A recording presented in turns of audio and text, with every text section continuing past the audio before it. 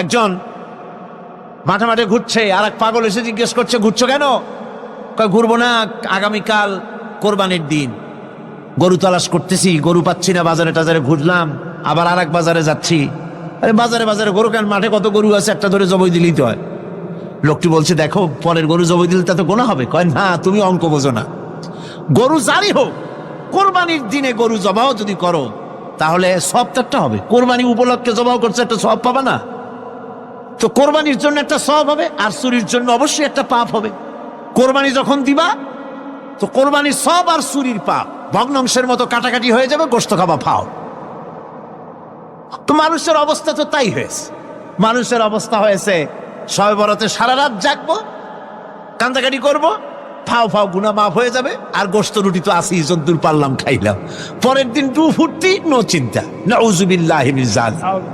এই কান্দারও দাম নাই, আর এই ধরনের রাত জাগারও দাম নাই, এই ধরনের ইবাদত করেও দাম নাই। ইবাদতটা হচ্ছে জীবনের সব ক্ষেত্রে ইবাদত করতে হবে।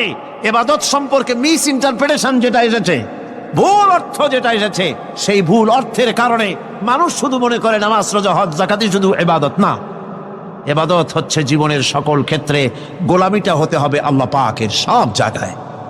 এই চোখ দিয়ে গুনাহ কামাই করা যাবে, আবার এই চোখ দিয়ে সব কামাই করা যাবে।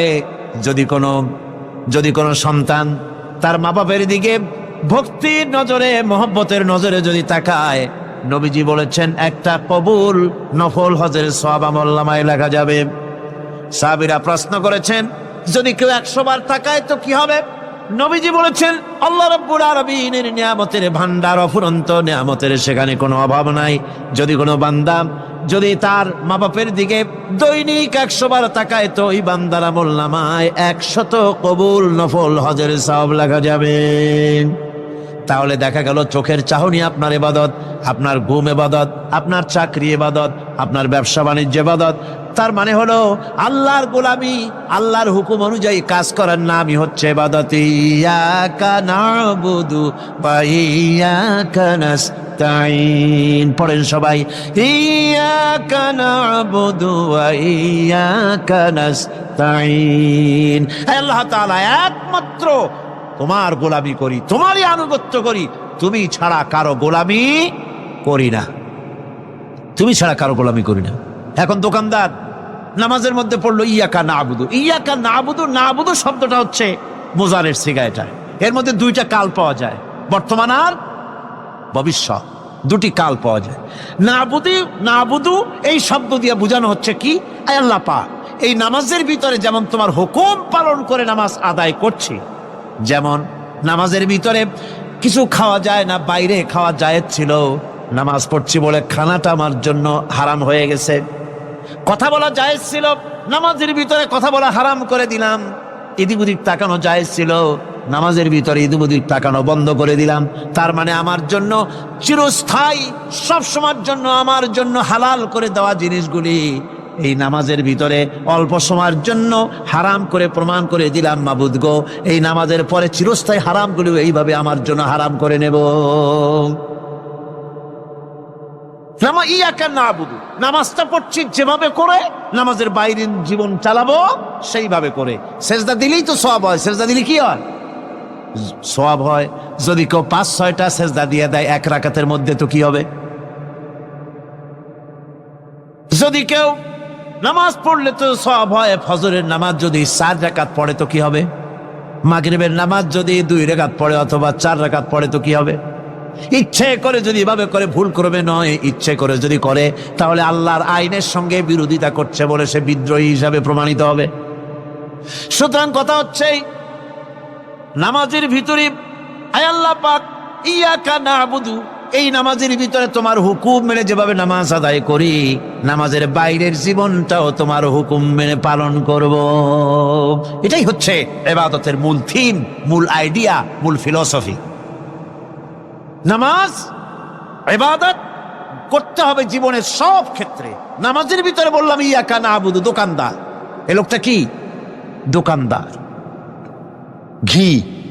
ঘি বিক্রি করবে, ঘি আনছে দোকান, তারপরে নামাজ পড়তে দাঁড়িয়েছে।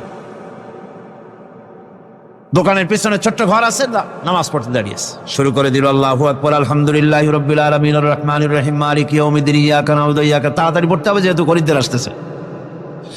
খরিদ্দার 2-4 জন ভিড় জমায়েছে, নামাজ ছেড়ে দিয়েছে। কর্মচারীকে ডাকছে, পেরেশন ভিতরে আসলো। আমি তো কেবল খাঁটি ঘি নিয়ে আসছি, ওর মধ্যে তো ভেজাল দিই নাই। তাড়াতাড়ি করে ওর মধ্যে যা দিয়ে ভেজাল দিতে হয় ভেজাল দিয়ে ঠিক মতো দিয়া তারপরে বিক্রি করবি। 100 টাকা কিনছি, 250 টাকা করে বিক্রি করবি। আল্লাহ আকবার রহমানির রহিম মালিকি ইয়াউমিদ্দিন ইয়াকা না'বুদু ওয়া ইয়াকা। এটা নামাজ হইল? কর এই নামাজের আল্লাহর কোনো দরকার আছে? কোনো দরকার নাই। ইবাদত তো হবে নামাজ যার হুকুমে, ব্যবসা তার হুকুমে। নামাজে সেজদা দিব যার হুকুমে, রোজা রাখবো তার হুকুমে, নামাজ পড়বো যার হুকুমে, অর্থনীতি চালাবো তার হুকুমে, নামাজ পড়বো যার হুকুমে, আমার দেশের কলকারখানা চলবে, নামাজ পড়বে যার হুকুমে, পার্লামেন্ট চলবে তার হুকুমে, নামাজ পড়বো যার হুকুমে, রাজনীতি চলবে তার হুকুমে। এর উল্টা পাল্টা যদি হয় মুসলমান মানতে পারে কখনই। সুতরাং মুসলমানকে আনুগত্যের মস্তককে অবনত করে দিতে হবে আল্লাহ পাকের সামনে। আল্লাহর সঙ্গে আর বান্দার সঙ্গে হক আছে। বান্দার উপরে আল্লাহর হক এবং আল্লাহর উপরে বান্দার হক কি, এ ব্যাপারে একটি হাদিস আপনাদেরকে শোনানো যায়। হাদিসটি হচ্ছে ওয়ান মুআজ বিন জাবাল রাদিয়াল্লাহু তাআলা আনহু قال كنت رديف النبي صلى الله عليه وسلم على حمار فقال لي يا معاذ أتدري ما حق الله على العباد وما حق العباد على الله। হযরত মুআজ বিন জাবাল রাদিয়াল্লাহু তাআলা আনহু বলেন যে আমি রাসূল করিম সাল্লাল্লাহু আলাইহি ওয়াসাল্লামের পেছনে তার গাধায় সওয়ার ছিলাম। তিনি আমাকে জিজ্ঞেস করলেন, মুআজ তুমি কি জানো বান্দার উপরে আল্লাহর হক কি এবং আল্লাহর উপরে বান্দার হক কি? তিনি বললেন, আল্লাহু ওয়া রাসূলুহু আ'লামু, আল্লাহ এবং তার রাসূল খুব ভালো করে জানেন। রাসূল করিম সাল্লাল্লাহু আলাইহি ওয়াসাল্লাম জবাব দিলেন, ক্বালা হাক্কুল্লাহি আলাল ইবাদ আন ইয়াবুদুহু ওয়া লা ইউশরিকু বিহি শাইয়্যা ওয়া হাক্কুল ইবাদি আলাল্লাহ আন লা ইউআযযিবু মান লা ইউশরিক বিহি শাইয়্যা। আল্লাহর নবী বলেন, বান্দার উপরে আল্লাহর উপরে বান্দার হক হতেছে, আল্লাহর উপরে বান্দার হক হতেছে বান্দা আল্লাহ পাকের ইবাদত করবে, আল্লাহর গোলামি করবে, আল্লাহর আনুগত্য করবে, দাসত্ব করবে। সেই আনুগত্য ইবাদত আর গোলামির ভিতরে কাউকে শরীক স্থাপন করবে না। বান্দার উপরে আল্লাহর হক হতেছে যেই বান্দা আল্লাহ পাকের ইবাদত করবে, গোলামি করবে, আর কোনো শিরক করবে না, কিয়ামতের দিন ওই বান্দা সম্পর্কে আল্লাহর হক হবে বান্দাকে জাহান্নামের আগুন আল্লাহ পাক হারাম করে দিয়ে তার জান্নাত দিয়ে দিবেন। এটাই হলো বান্দার উপর আল্লাহ পাকের হক। সুতরাং ইবাদত হবে সলিড কার জন্য? আল্লাহ পাকের জন্য। জোরে বলেন কার জন্য? একমাত্র কেবলমাত্র শুধুমাত্র আল্লাহ পাকের জন্য গোলামি হবে। সেই গোলামির কথাটাই আমরা কোরআনে কারীমের মধ্যে সূরা ফাতিহায় প্রত্যেক দিন প্রতি রাকাতে আমরা পড়ি, ইয়্যাকা না'বুদু ওয়া ইয়্যাকা নাস্তাঈন। আয় আল্লাহ তাআলা, কেবলমাত্র তোমারই ইবাদত করি, কেবলমাত্র তোমারই দাসত্ব করি, আর কারো আনুগত্য দাসত্ব করি না। এই গোলামি, এই দাসত্ব আল্লাহ পাক আমাদেরকে করার তৌফিক দান করুন, আমরা বলি আমিন। খুলনা জেলার দাকোপ এলাকায় একবার শোনা গেল সেখানে ছাগলে পানি পড়ে দেয়, যে যাবে তার রোগ ভালো হবে। কি শিক্ষিত কি অশিক্ষিত সমানে গিয়ে লাইন দিতে লাগলো। ছাগলের বাড়ি, ছাগলের কাছে পানি ধরে। এখন ছাগলের কাছে কিছু ধরলেই তো সে শোকে, শুকতে গেলেই মনে করে যে পড়িয়ে দিছে, দম করে দিছে, আর খাইতেছে। এরপরে ছাগলওয়ালার বাড়ি এক ছাগল দিয়া হাতির মালিক হয়ে গেছে সে, বাড়ি বিল্ডিং টিল্ডিং করে সর্বনাশ। কি আজীব তামাশা, কি আশ্চর্য দেশ। এমন কোন রোগ নাই যে এই সমস্ত পাগল ছাগলের চিকিৎসা ভালো না হবে। এগুলি অ্যাডভার্টাইজ দিয়ে চলছে। আল্লাহ পাক মানুষকে অসুখ দিয়েছেন, অসুখের আবার ওষুধও দিয়েছেন। কারণ আলহামদুলিল্লাহ, লিকুল্লি দাইন দাওয়াউ, প্রত্যেকটি রোগের ওষুধ আল্লাহ তৈরি করেছেন। সুবহানাল্লাহি ওয়া বিহামদিহি। যারা তার ইবাদত করে, যারা তাকে স্বীকার করে, আল্লাহ বলে তাকে যারা সেজদা দেয়, আল্লাহ পাক তাদেরকেও দেন। আর যারা আল্লাহকে অস্বীকার করে, আল্লাহ রাব্বুল আলামিনকে মানে না, তার গুণাবলী কি স্বীকার করে না, তার অস্তিত্ব স্বীকার করে না, তারপরেও আল্লাহ রাব্বুল আলামিন কোন নাফরমান বান্দাকেও রহমত থেকে বঞ্চিত করেন না। সে যেই হোক, বেনামাজি হোক, মুরতাদ হোক, নাস্তিক হোক, তারপরে আল্লাহর অনুগ্রহ থেকে সে বঞ্চিত থাকে না। কথা ঠিক কিনা? বরং এটাই আমরা দেখি, নামাজি, দিনদার, পরেজগার মানুষ তার বরং কম থাকে, সে বরং কম পায়। বাড়ি নাই, ঘর নাই, কলকারখানা নাই, আর নামাজ রোজা করে না, হজ যাকাত করে না, আল্লাহর সাথে বিরোধিতা করে, আল্লাহরে মানেই না, বলে দেয়ার ইজ নো গড, স্রষ্টা বলতে কেউ নাই, এই ড্রিঙ্ক অ্যান্ড বি মেরি, এই হচ্ছে তাদের থিওরি, তাদের দর্শন, তাদের ফিলসফি। এই জাতীয় লোকগুলি বরং দেখা যায় তারা ক্ষমতা পায়, বাড়ি হয়, গাড়ি হয়, কল হয়, কারখানা হয়, সম্মান পায়। এটা কেন? এর কারণ হচ্ছে আল্লাহ রাব্বুল আলামিন এই পৃথিবীর কোনো মূল্য দেন না। এই পৃথিবীর মূল্য যদি আল্লাহ পাকের কাছে একটা মশার দানার তুল্য যদি হতো, আল্লাহ পাক বিদ্রোহীদেরকে, কাফেরদেরকে এক ঢোক পানি আল্লাহ পাক গিলতে দিতেন না। এবার চিন্তা করেন, আল্লাহর ব্যাপারে যে দৃষ্টান্তটা দেওয়া হয়েছে, দৃষ্টান্তটা কত গুরুত্বপূর্ণ। মশার দানার তুল্য, মশার দানার তুল্য এই পৃথিবীর দাম নাই আল্লাহর কাছে। আপনাকে যদি কেউ 10 লক্ষ মশার দানা বহু কষ্ট করে জোগাড় করিয়া যদি কেউ দেয়, তাহলে আপনি কয় টাকা দিয়ে কিনবেন? 4 পয়সা দিয়েও একজনে বলছে 4 পয়সাও দিবে না।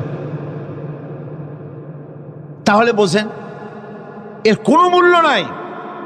একটা মশার দানার তুল্য মূল্য আল্লাহ পাক এই পৃথিবীর দেন না, যার কারণে অবারিত উন্মুক্ত হস্তে আল্লাহ পাক সমস্ত মানুষের জন্য, প্রাণী জগতের জন্য তিনি করুণা করেছেন সকলকে।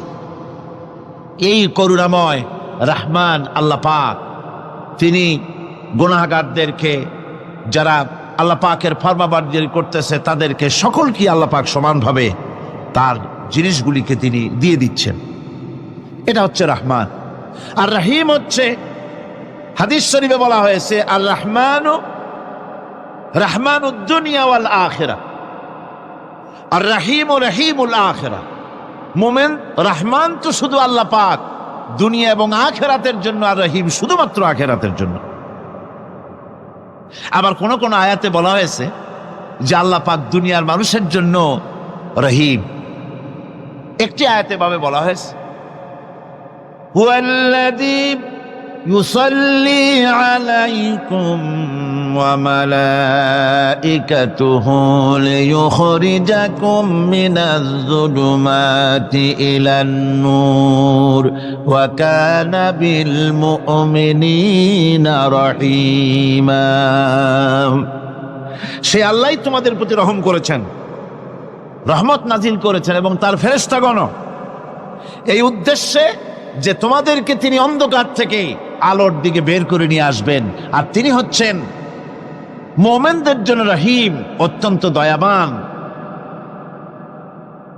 আরবি ভাষায় আর রহমান অন্তর্জগতের এমন একটি নম্র উচ্ছ্বাসিত অবস্থার প্রতি ইঙ্গিত করে,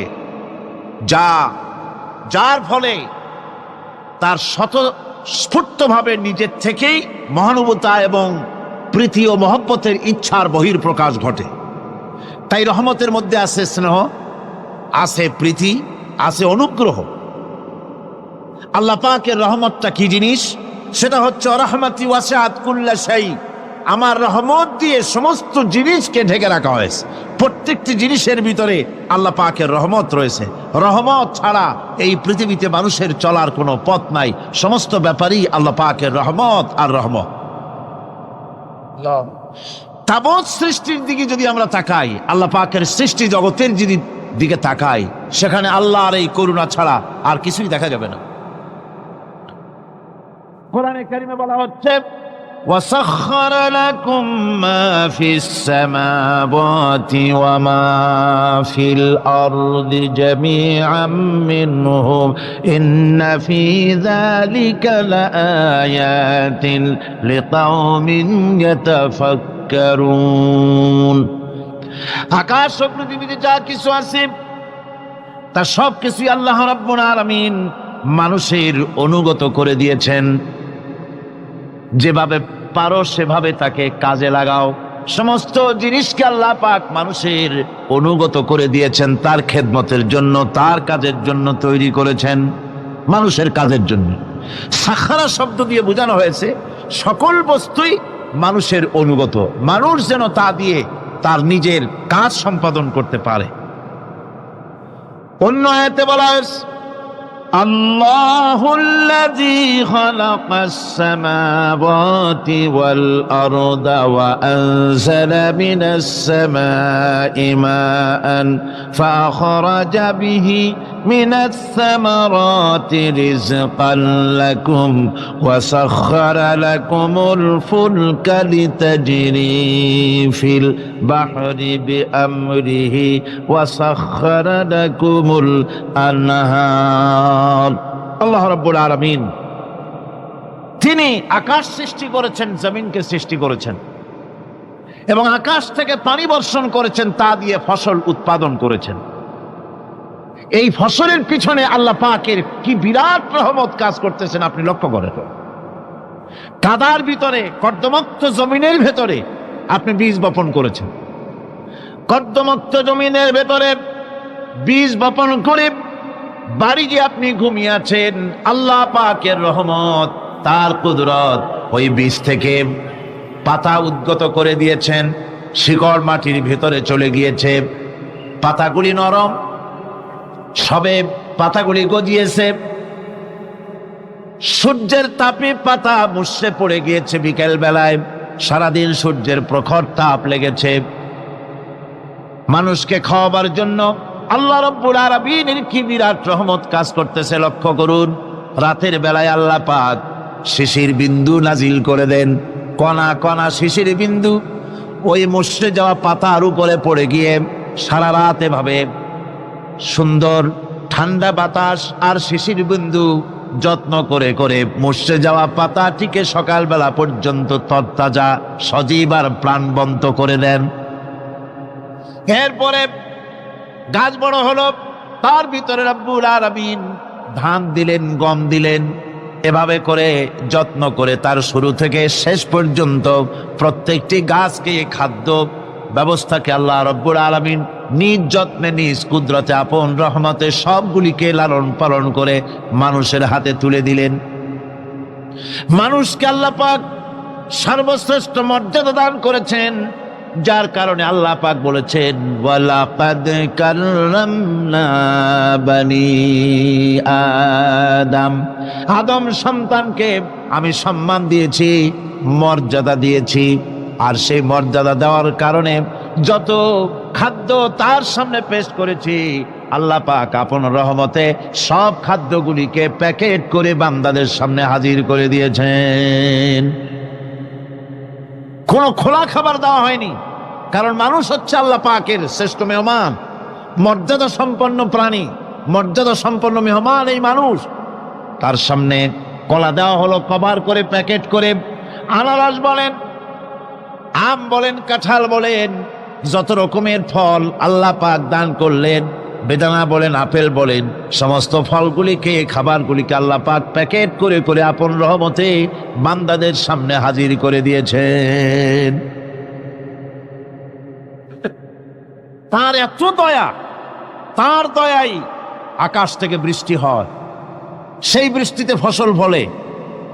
তার দয়ায়, তার রহমতে তিনি পানি মানুষের আয়ত্তে করে দিয়েছেন। এই পানির উপরে জাহাজ পরিচালনার জন্য আল্লাহ পাক সুযোগ করে দিয়েছেন।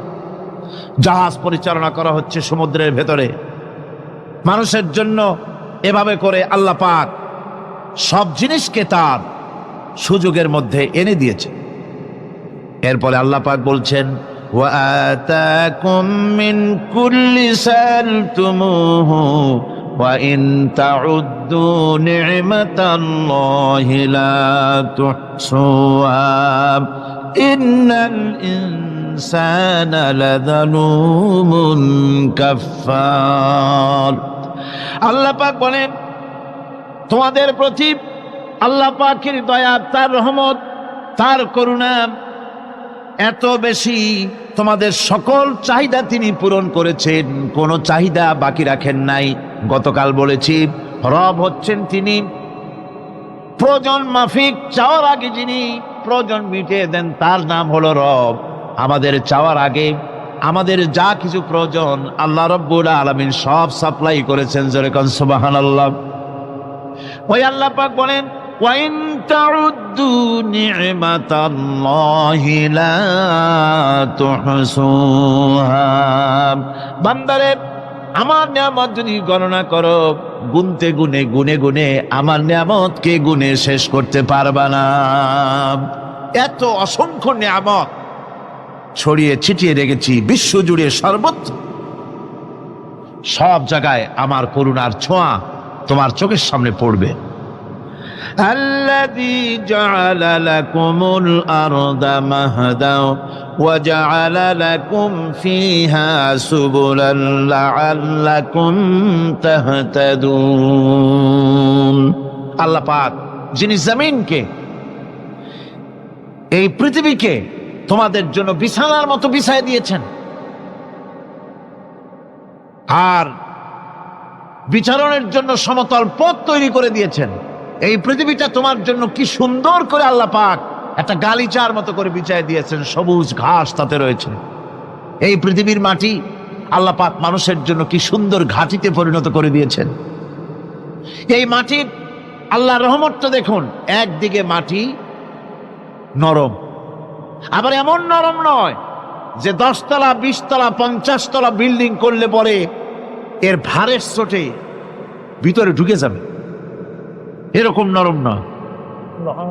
যেখানে যতটুকুন প্রয়োজন ফসল ফলাবার জন্য বৃষ্টি দিয়ে মাটি নরম করে ফসল ফলাবার ব্যবস্থা করা হয়। আবার বিল্ডিং তৈরি করার জন্য মাটি যেমন শক্ত হওয়া দরকার তেমন শক্ত আল্লাহ পাক করে দিয়েছেন।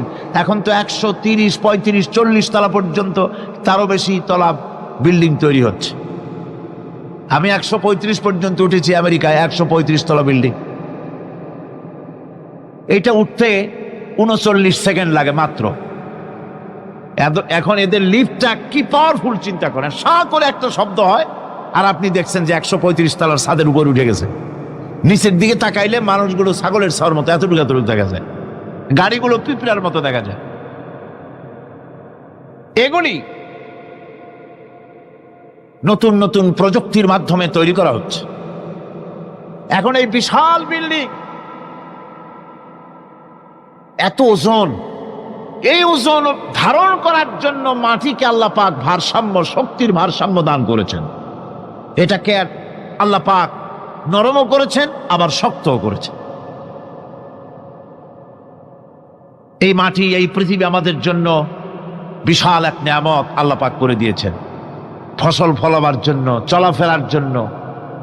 আবার এই মাটি যেন আপনাকে নিয়ে নড়াচড়া করতে না পারে। মাঝে মাঝে ভূমিকম্প হয় না? পৃথিবীতে ভূমিকম্প জোন যেগুলি আছে সেগুলি হচ্ছে Japan, China, turkey, Iran, America, এরকম বিভিন্ন দেশে ভূমিকম্পের জোন, এগুলি ভূমিকম্প এলাকা। আমাদের এসব দেশে ভূমিকম্প কম হয়, তবে ইদানিং একটু একটু শুরু হয়েছে। আল্লাহ যেন এই ভূমিকম্পের গজব থেকে আমাদেরকে বাঁচান। এত আস্তে আমিন বললেন কেন? কি মারাত্মক ভূমিকম্প, কি মারাত্মক ভূমিকম্পের অনুভূতি আমার নাই। সামান্য একদিন একটু টের পাইছিলাম রাতে ঘুমের মধ্যে, আর কোনোদিন আল্লাহ যেন টের না পাওয়ান। কিন্তু ভূমিকম্প আমি চোখে দেখেছি, ভূমিকম্প আমি চোখে দেখেছি। গত 2 বছর আগে আমেরিকা যখন আমাকে প্রোগ্রাম দিল, তখন ওয়াশিংটনে মহাশূন্য গবেষণাগারের একটা অডিটোরিয়াম আছে, সেই অডিটোরিয়ামে আমাকে নেওয়া হলো দেখাবার জন্য। অন্তত 5000 লোক বসতে পারে সেখানে। বিরাট স্ক্রিন, সেই স্ক্রিনে ভূমিকম্পের ছবি দেখানো হবে। মাত্র 1 বছর আগে লস অ্যাঞ্জেলেসে ভূমিকম্প হয়েছিল, সেই ভূমিকম্প দেখানো হবে। এটা পাওয়ারফুল ক্যামেরা দিয়ে স্যাটেলাইট থেকে এই ছবিগুলি তোলা হয়েছে। ভূমিকম্প যখন ওঠে, যখন ভূমিকম্প শুরু হয় তখনকার ছবি। আমি দেখতে লাগলাম ভূমিকম্প শুরু হয়েছে, নদীর ভিতরে, সমুদ্রের ভিতরে যেভাবে এরকম ঢেউ হয়, মাটির ভিতরে এরকম ঢেউ হচ্ছে। সমস্ত গাছপালা শুয়ে পড়তেছে, 4 তলা 5 তলা 6 তলা রাস্তা সেদেশে, এক একটা রাস্তা ডিমের মামলেটের মতো জড়িয়ে পেঁচিয়ে যাচ্ছে। আমি আল্লাহু আকবার বলে চিৎকার দিয়ে উঠেছি। আমি কোথায় বসে আছি সে খেয়াল আমার ছিল না, আমি আল্লাহু আকবার বলে চিৎকার দিয়ে উঠেছি। মাটির মধ্যে ঢেউ উঠছে, বাড়িঘর ভেঙে চুরমার হয়ে যাচ্ছে, গাড়িগুলি রাস্তার ফাঁকে ফাঁকে, শত সহস্র গাড়ি চ্যাপ্টা হয়ে ভর্তা হয়ে যাচ্ছে। আল্লাহ পাক কি প্রচন্ড ক্ষমতার মালিক! তিনি রহমত করে এ জমিনকে সুন্দর স্থিতি স্থাপক, একটা স্থিতিশীলতা করে দিয়েছেন। এই পৃথিবী যেন আমাদের নিয়ে নড়াচড়া করতে না পারে, সেজন্য আল্লাহ পাক পাহাড় সৃষ্টি করেছেন। চট্টগ্রামে পাহাড় আছে না? রাঙামাটি, খাগড়াছড়ি, বান্দরবান পাহাড় আছে না? আছে। লোকেরা এই পাহাড়ের উপকারিতা বোঝে না, সমানে পাহাড় কাটে। যারা পাহাড় কাটেন তারা আত্মঘাতী কাজ করেন, তারা পৃথিবীর মানুষের ক্ষতি করেন। পাহাড় আল্লাহ পাক তৈরি করেছেন। আল্লাহ কোনো জিনিস খেলতামাশার জন্য তৈরি করেন নাই। গতকাল এই আয়াতটি আমি পড়েছিলাম, আল্লাযীনা ইয়াযকুরুনাল্লাহা কিয়ামান ওয়া কুউদান ওয়া আলা জুনুবিহিম ওয়া ইয়াতাফাক্কারুনা ফী খালকিস সামাওয়াতি ওয়াল আরদ রব্বানা মা খালাকতা হাযা বাতিলা। নিরর্থক করে আল্লাহ পাক কোন জিনিসকে তৈরি করেন নাই। আল্লাহ পাক এই পাহাড় সৃষ্টি করেছেন জমিনের ভারসাম্য রক্ষা করার জন্য। সেই পাহাড়গুলি কাটতেছে মানুষ সমানে, গাছ কাটতেছে সমানে, এতে করে প্রকৃতির ভারসাম্য নষ্ট হয়ে যাচ্ছে। এগুলি সব আল্লাহ পাকের রহমত, সবগুলি আল্লাহ পাকের নিয়ামত। খালি খালি আল্লাহ কিচ্ছু তৈরি করেন নাই। ব্যাংকগুলোরে জনমের মতো খাইয়া, ব্যাঙের ব্যবসা করে, চীনের কাছে ব্যাংক বিক্রি করে এখন বাংলাদেশ মহাবিপদে পড়েছে। এখন ব্যাংক কোথায় পাওয়া যায় তাই তালাশ করে, কারণ এই ব্যাঙের উপকারিতা আগে জানা ছিল না। এত কীটনাশক ওষুধ ছড়ানো লাগতো না।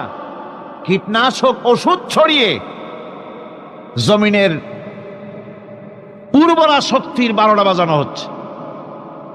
আল্লাহ পাক আপন কুদরতে, আপন রহমতে অসংখ্য ব্যাংক তৈরি করে দিয়েছিলেন, যাতে করে অতিরিক্ত পোকামাকড় গুলিয়েরা ধরে ধরে খাইয়া ফেলে। আল্লাহ পাকের এগুলি কিভাবে নষ্ট করা হলো, আর এখন কীটনাশক ওষুধ দিয়ে সর্বনাশ করা হলো। আর কীটনাশক ওষুধ আনা হচ্ছে ভারত থেকে, ইন্ডিয়া থেকে। ভারত থেকে কীটনাশক ওষুধ আর সার জানা হচ্ছে, তা দিয়ে বাংলাদেশের মাটির উর্বরা শক্তি আরো নষ্ট হচ্ছে। আপনারা জিজ্ঞেস করবেন চাষিদের কাছে কিভাবে নষ্ট হচ্ছে জমিন। সুতরাং আল্লাহ পাক খেল তামাশার বিষয়বস্তু করে কিছুই তৈরি করেন নাই, সবগুলিকে আপন রহমতে তৈরি করেছেন মানুষের সৃষ্টি জগতের জন্যে, যার দ্বারা মানুষ উপকৃত হতে পারবে। এজন্য তিনি হচ্ছেন রহমান। বলেন তিনি কি? রহমান। আল্লাহ রাব্বুল আলামিন জমিন সৃষ্টি করলেন, পাহাড় দিলেন, গাছপালা তরুলতা তৈরি করে দিলেন। এরপরে আল্লাহ পাক বলছেন, তাকিয়ে দেখো সমুদ্রের দিকে, ওয়া হুয়াল্লাযী সাখখারাল বাহরা লিতাকুলু মিনহু লাহমান তারিয়ান ওয়া তাস্তাখরিজু মিনহু হিলিয়াতান তালবাসুনাহা। সমুদ্রের দিকে লক্ষ্য করে দেখো, এই সমুদ্রকে তোমাদের অনুগত করে দিয়েছি।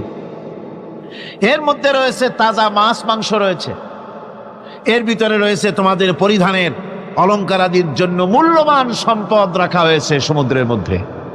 বিজ্ঞানীরা বলেছেন পৃথিবীর উপরিভাগে যা আছে মাটির তলায় তার থেকে অনেক বেশি বেশি মূল্যবান জিনিস আছে। আছে না মাটির তলায় মূল্যবান জিনিস? কি আছে? কি আছে? খনিজ দ্রব্য আছে, সোনা আছে, লোহা আছে, তেল আছে। তেল যে শুধু সৌদি আরবে, কুয়েতে আর কাতারে, বাংলাদেশে তেল নাই এটা ঠিক না। আমাদের দেশে তেল আছে। আল্লাহ তেল আমাদের দেশে দিয়েছেন, তবে অতটা না হলেও কিছুটা তো দিয়েছেন। কারণ সব জায়গায় এক রকমের নিয়ামত দেওয়া হয় না, এক এক দেশে এক এক রকমের নিয়ামত আল্লাহ পাক দেন। আমাদের দেশে যা আছে তা আবার সৌদি আরবে নাই।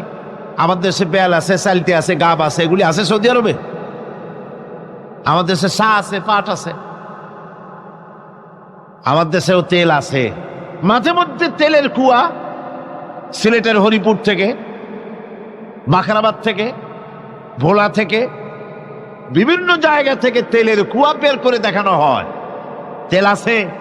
যারা ক্ষমতাসীন, যারা সরকার, যারা দেশ চালাও, যদি আমারে সেজদা দাও, যদি নামাজি হও, কোরআনের সাথে বিরোধিতা যদি না করো, যদি কোরআন সুন্নাহর শাসন প্রতিষ্ঠা করো, এ ধরনের অসংখ্য তেল বের করে দেব।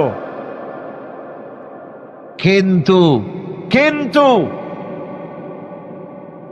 বারবার উমরা করে, হাতে তসবিহ ধারণ করে, মাথায় পট্টি বেঁধে যদি ইসলামের সাথে নাফরমানি করা হয়, তোমাদের তেল আল্লাহ পাক বের করে ছাড়বেন। আল্লাহ পাক বাহানা পছন্দ করেন না। এই জমিনে ফসল আছে, অসংখ্য ফসল আল্লাহ পাক দিয়েছেন, অসংখ্য খনিজ পদার্থ আল্লাহ পাক দান করেছেন। সেই খনিজ পদার্থগুলি আল্লাহ পাক, খনিজ দ্রব্যগুলি আল্লাহ পাক দিবেন মোমেনদের হাতে। কাদের হাতে দিবেন? আল্লাহ পাক বলেছেন, ওয়ালাউ আন্না আহলাল কুরা আমানু ওয়াত্তাকাউ লাফাতাহনা আলাইহিম বারাকাতিম মিনাস সামাই ওয়াল আরদ। দেশের লোকেরা, জনপদের লোকেরা যদি আমার উপর ঈমান আনে আর আমার কি ভয় করার নীতি যদি অবলম্বন করে চলে, তাহলে ওই দেশের মানুষের জন্য আকাশ আর জমিনের সব বরকতের দরজা আমি আল্লাহ খুলে দেব। নিয়ামতের অভাব নাই, যথেষ্ট নিয়ামত আল্লাহ পাকের আছে। তাহলে বললাম, এই পৃথিবীর উপরিভাগে যত নিয়ামত আছে, পৃথিবীর ভেতরে এর থেকে কম নাই। কত ভিতরে? এই ভিতরে যাওয়ার জন্য একবার একটা চেষ্টা হলো। আমেরিকার ওকলাহামা সিটি, এটি একটি স্টেট। এই স্টেটের পাশে একটা জায়গা বেছে নেওয়া হলো, যে পৃথিবী, তাদের ধারণা ছিল যে মাটি খুঁড়তে খুঁড়তে এর পৃথিবীর অপর পৃষ্ঠে যাওয়ার জন্য একটা আন্ডারগ্রাউন্ড রাস্তা করা যায় নাকি। ছোটবেলায় পড়ছিলাম এক ভূগোলে একটা বইতে, যে কেউ যদি আমাদের দেশ থেকে, এখান থেকে মাটি খোঁড়া আরম্ভ করে, তাহলে মাটি খুঁড়তে খুঁড়তে একদিন না একদিন আমেরিকায় পৌঁছে যাবে। কোনো ভিসা টিসা লাগবে না, VD7, DB7, 97 লাগবে না, এমনি যাইতে পারবে। মানুষেরা চেষ্টা করলো মাটি খোঁড়া। মাটি খুঁড়তে খুঁড়তে পৃথিবীতে এটাই ছিল প্রথম এই দুঃসাহসিক পরিকল্পনা। 6000 ফিট পর্যন্ত মাটি খনন করার পর কোনো কুলকেনারা করতে না পেরে তারা এই দুঃসাহসিক পরিকল্পনা ছেড়ে দিন। কিন্তু গবেষণার শেষ হয়নি। যারা গবেষণা করেছেন তারা গবেষণালব্ধ, তাদের অভিজ্ঞতা তারা লিখেছেন যে পৃথিবীর অন্তত 180 মাইল গভীর পর্যন্ত তাদের একটা আইডিয়া হয়েছে যে পৃথিবীর মাটির নিচে অসংখ্য খনিজ দ্রব্য রয়েছে, অসংখ্য নিয়ামত এই পৃথিবীর মাটির ভিতরে আল্লাহ পাক লুকায় রেখেছেন। ওর তলায় কি আছে বিজ্ঞানীদের মাথায় এখনো ঢোকে নাই। এই পৃথিবীর উপরে যা আছে ভেতরের থেকে আল্লাহ পাক বেশি রেখেছেন। এরপরে সমুদ্রের ভয়াল দৃশ্য দেখলে পরে মানুষের কলিজা ভীত, প্রকম্পিত, সন্ত্রস্ত হয়ে যায়। কথা ঠিক কিনা? যত বড় বাহাদুর হোক, সমুদ্রের ঢেউর মধ্যে যদি পড়ে, বাহাদুরি আর থাকে না। ঠিক কিনা কন? যতই বড় আল্লাহ নাই, কিন্তু সমুদ্রে গেলে আর অসুবিধা হয় না। সমুদ্রের ঢেউয়ের মধ্যে যখন মানুষ পড়ে, আল্লাহ পাক বলেছেন দাল্লা মান তাদউনা ইল্লা ইয়াহু, একমাত্র আল্লাহ ছাড়া সবাই কি ভুলে যায়? আমি দেখেছি সমুদ্রের দরিয়ার ভিতরে ঢেউ যখন শুরু হয়, অমুসলিমরা পর্যন্ত তাদের ভাষায় স্রষ্টাকে যা বলে সে নাম ভুলে গিয়ে সকলের মুখ থেকে বেরোয় আল্লাহ আল্লাহ আল্লাহ। আল্লাহ বাঁচাও।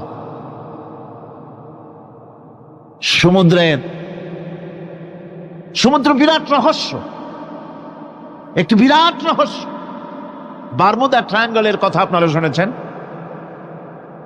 বারমুদা ট্রায়াঙ্গলটা কি, এটা এখনো বিজ্ঞানের কাছে স্পষ্ট হয়নি। বারমুদা ট্রায়াঙ্গলের যে এরিয়া আছে, প্রশান্ত মহাসাগর এবং আটলান্টিক মহাসাগরের মোহনায়, এইখান থেকে যখন কোনো প্লেন যায় অথবা কোনো জাহাজের রেঞ্জে আসে, প্লেন হারিয়ে যায়, জাহাজ হারিয়ে যায়, কোথায় যায় কেউ হদিস করতে পারে না। ক্যালিফোর্নিয়ার লস অ্যাঞ্জেলেসে যখন আমার প্রোগ্রাম হচ্ছিল, তখন একটি শহরে আমাকে নেওয়া হয়েছিল, সান দিয়েগো শহরের নাম। সান দিয়েগোতে ওয়ার্ল্ড সি, যেখানে সি ওয়ার্ল্ড যেখানে আছে, সেইখানে বারমুদা ট্রায়াঙ্গল কি জিনিস তার অনুভূতি দেওয়ার জন্য তারা ওখানে একটা আইডিয়া করার জন্য কিছু এনভায়রনমেন্ট তৈরি করে রেখেছে। 50 লোক একসঙ্গে ঢুকতে পারে। তা আমরা সেখানে ঢুকলাম, টিকিট করে ঢুকতে হয়। চেয়ারে বসার পর প্লেনের মতো সিট বেল্ট দিয়ে কোমর বেঁধে নিতে হয়। এরপরে লাইটগুলি অফ হয়ে গেল। তারপরে দেখা গেল সামনে বিরাট স্ক্রিনে সমুদ্র ভেসে উঠেছে, সমুদ্রের ঢেউ শুরু হয়েছে, ধারা বিবরণী আসতেছে মাইকে যে আমরা এখন সমুদ্রের ভিতর দিয়ে চলছি। এটা ছিল সমুদ্রের পারে। আমরা যেখানে বসছি এই বিল্ডিংটা এরকম এরকম করতেছে। এখন আমার ধারণা হয়েছে সত্যি বুঝি সমুদ্রের মধ্যে গিয়ে নামছে। সামনে দেখা যাচ্ছে বিরাট হাঙ্গর আসতেছে, বড় রকমের পাহাড় আসতেছে, এই পাহাড়ের সাথে টক্করে এখনই লাগবে। এই কথা বলতে না বলতে উপরে একটা শব্দ হলো, আর পানি বৃষ্টির মতো গায়ের উপরে পড়া আরম্ভ করলো। আমি তো চিন্তাই করতে লাগলাম, আল্লাহ এখানে ঢুকলাম কেন? বারমুদা ট্রায়াঙ্গল মারাত্মক অভিজ্ঞতা। এই সমুদ্র, মহাসমুদ্রের ভিতর আল্লাহ রাব্বুল আলামিন অসংখ্য রহস্য রেখে দিয়েছেন, যা আজও বিজ্ঞানীরা উদ্ঘাটন করতে পারেনি। এই মহাসমুদ্রের ভিতরে রয়েছে ম্যাগনেটিক পাহাড় পানির তলায়। যদি রাডারে ধরা না পড়ে জাহাজের, তাহলে এর রেঞ্জের ভিতরে আসলে এমন আকর্ষণে টেনে নেবে, পাহাড়ের সাথে লেগে টক করে লেগে জাহাজ চানাচুর হয়ে যাবে। এই মহাসমুদ্রের ভেতরে আল্লাহ পাক মাছ রেখেছেন, অসংখ্য মাছ রয়েছে, অসংখ্য ধরনের প্রাণী রয়েছে। আর তিনি এমন রহমান, প্রত্যেকটি প্রাণীর আবার আত্মরক্ষার জন্য হাতিয়ার তার সাথে সাথে দিয়ে দিয়েছেন। এক প্রকারের মাছ আমি নিজে দেখেছি সি ওয়ার্ল্ডে গিয়ে, এক প্রকারের মাছ আছে, সে যদি আক্রান্ত হয় তাহলে তার পেছনের দরজা থেকে এক প্রকারের লাভা, এক প্রকারের আটা জাতীয় জিনিস ছেড়ে দেয়। ওইটা পানি তড়িৎ গতিতে, আর পানি আশেপাশে পানিগুলি ইলেকট্রিফাইড হয়ে যায়। যে তাকে আক্রমণ করতে আসছে ইলেকট্রিক শক খেয়ে পালানো ছাড়ার পথ থাকে না। আবার আর এক প্রাণী, আর এক প্রকারের মৎস্য আছে, যেগুলি আক্রান্ত হলে পরে সে তখন তার মুখ থেকে ব্লু রঙের, গাঢ় কালো রঙের এক প্রকারের কতগুলি লালা বের করে দেয়, তার আশেপাশে একদম কালো অন্ধকার হয়ে যায়, তারা আর কেউ দেখতে পারে না। এভাবে করে প্রত্যেককেই আত্মরক্ষার জন্য আল্লাহ পাক হাতিয়ার দিয়ে দিয়েছেন। সুবহানাল্লাহ ওয়া বিহামদিহি। সেই সমুদ্রের ভেতরে এই ধরনের মৎস্যরাজি, বিরাট বিরাট প্রকাণ্ড প্রকাণ্ড প্রাণী আল্লাহ পাক সেখানে রেখেছেন। এরপরে এই সমুদ্রের মধ্যে রয়েছে মণিমুক্তা। আল্লাহ পাক বলছেন তোমরা পোশাক তৈরি করবে, তোমাদের স্ত্রীদের জন্য অলংকার আদি তৈরি করবে, সেজন্য ওর ভিতরে মণিমুক্তা মহামূল্যবান জিনিস এই সমুদ্রের ভেতরে আমি দিয়ে রেখেছি। আপন কুদরতে, আপন মেহেরবানিতে, কেউ আমার কাছে চায় নাই, আমি নিজের থেকে তোমাদের সমস্ত প্রয়োজন মিটিয়েছি, যা লাগবে সব জোগাড় করে দিয়েছি। এখন দেখুন আল্লাহ রাব্বুল আলামিন তার রহমতের নমুনা প্রাণী জগতের দিকে লক্ষ্য করে দেখেন, আল্লাহ রাব্বুল আলামিন সমস্ত প্রাণী জগৎ, দুনিয়ায় মানুষ বাদে যত প্রাণী আছে সমস্ত প্রাণীর দিকে তাকান। মানুষের কথা তো গতকাল বলেছি। সমস্ত প্রাণীগুলিকে আল্লাহ রাব্বুল আলামিন তাদের সাথে তাদের সমস্ত জিনিস দিয়ে দিয়েছেন। এর মধ্যে কোনোটাকে আল্লাহ পাক বোঝা বহন করার জন্য কোনো প্রাণীকে তৈরি করেছেন, আবার মানুষের জন্য, জিহাদের জন্য, যুদ্ধ করার জন্য কোনো প্রাণী তৈরি করেছেন, চাষাবাদ করার জন্য প্রাণী তৈরি করে দিয়েছেন। কোরআন বলছি, ওয়াল আনআমা খালাকাহা লাকুম ফিহা দিফউন ওয়া মানাফিউ ওয়া মিনহা তাআকুলুন। তিনি বিভিন্ন ধরনের জীব পয়দা করেছেন, যার থেকে তোমাদের শীতের পোশাক এবং অন্যান্য কল্যাণকর কাজ যেন তোমরা করতে পারো, সেজন্য পশুর গায়ে যে পশম দেওয়া হয়েছে, এতে পশুরও কাজ হয়।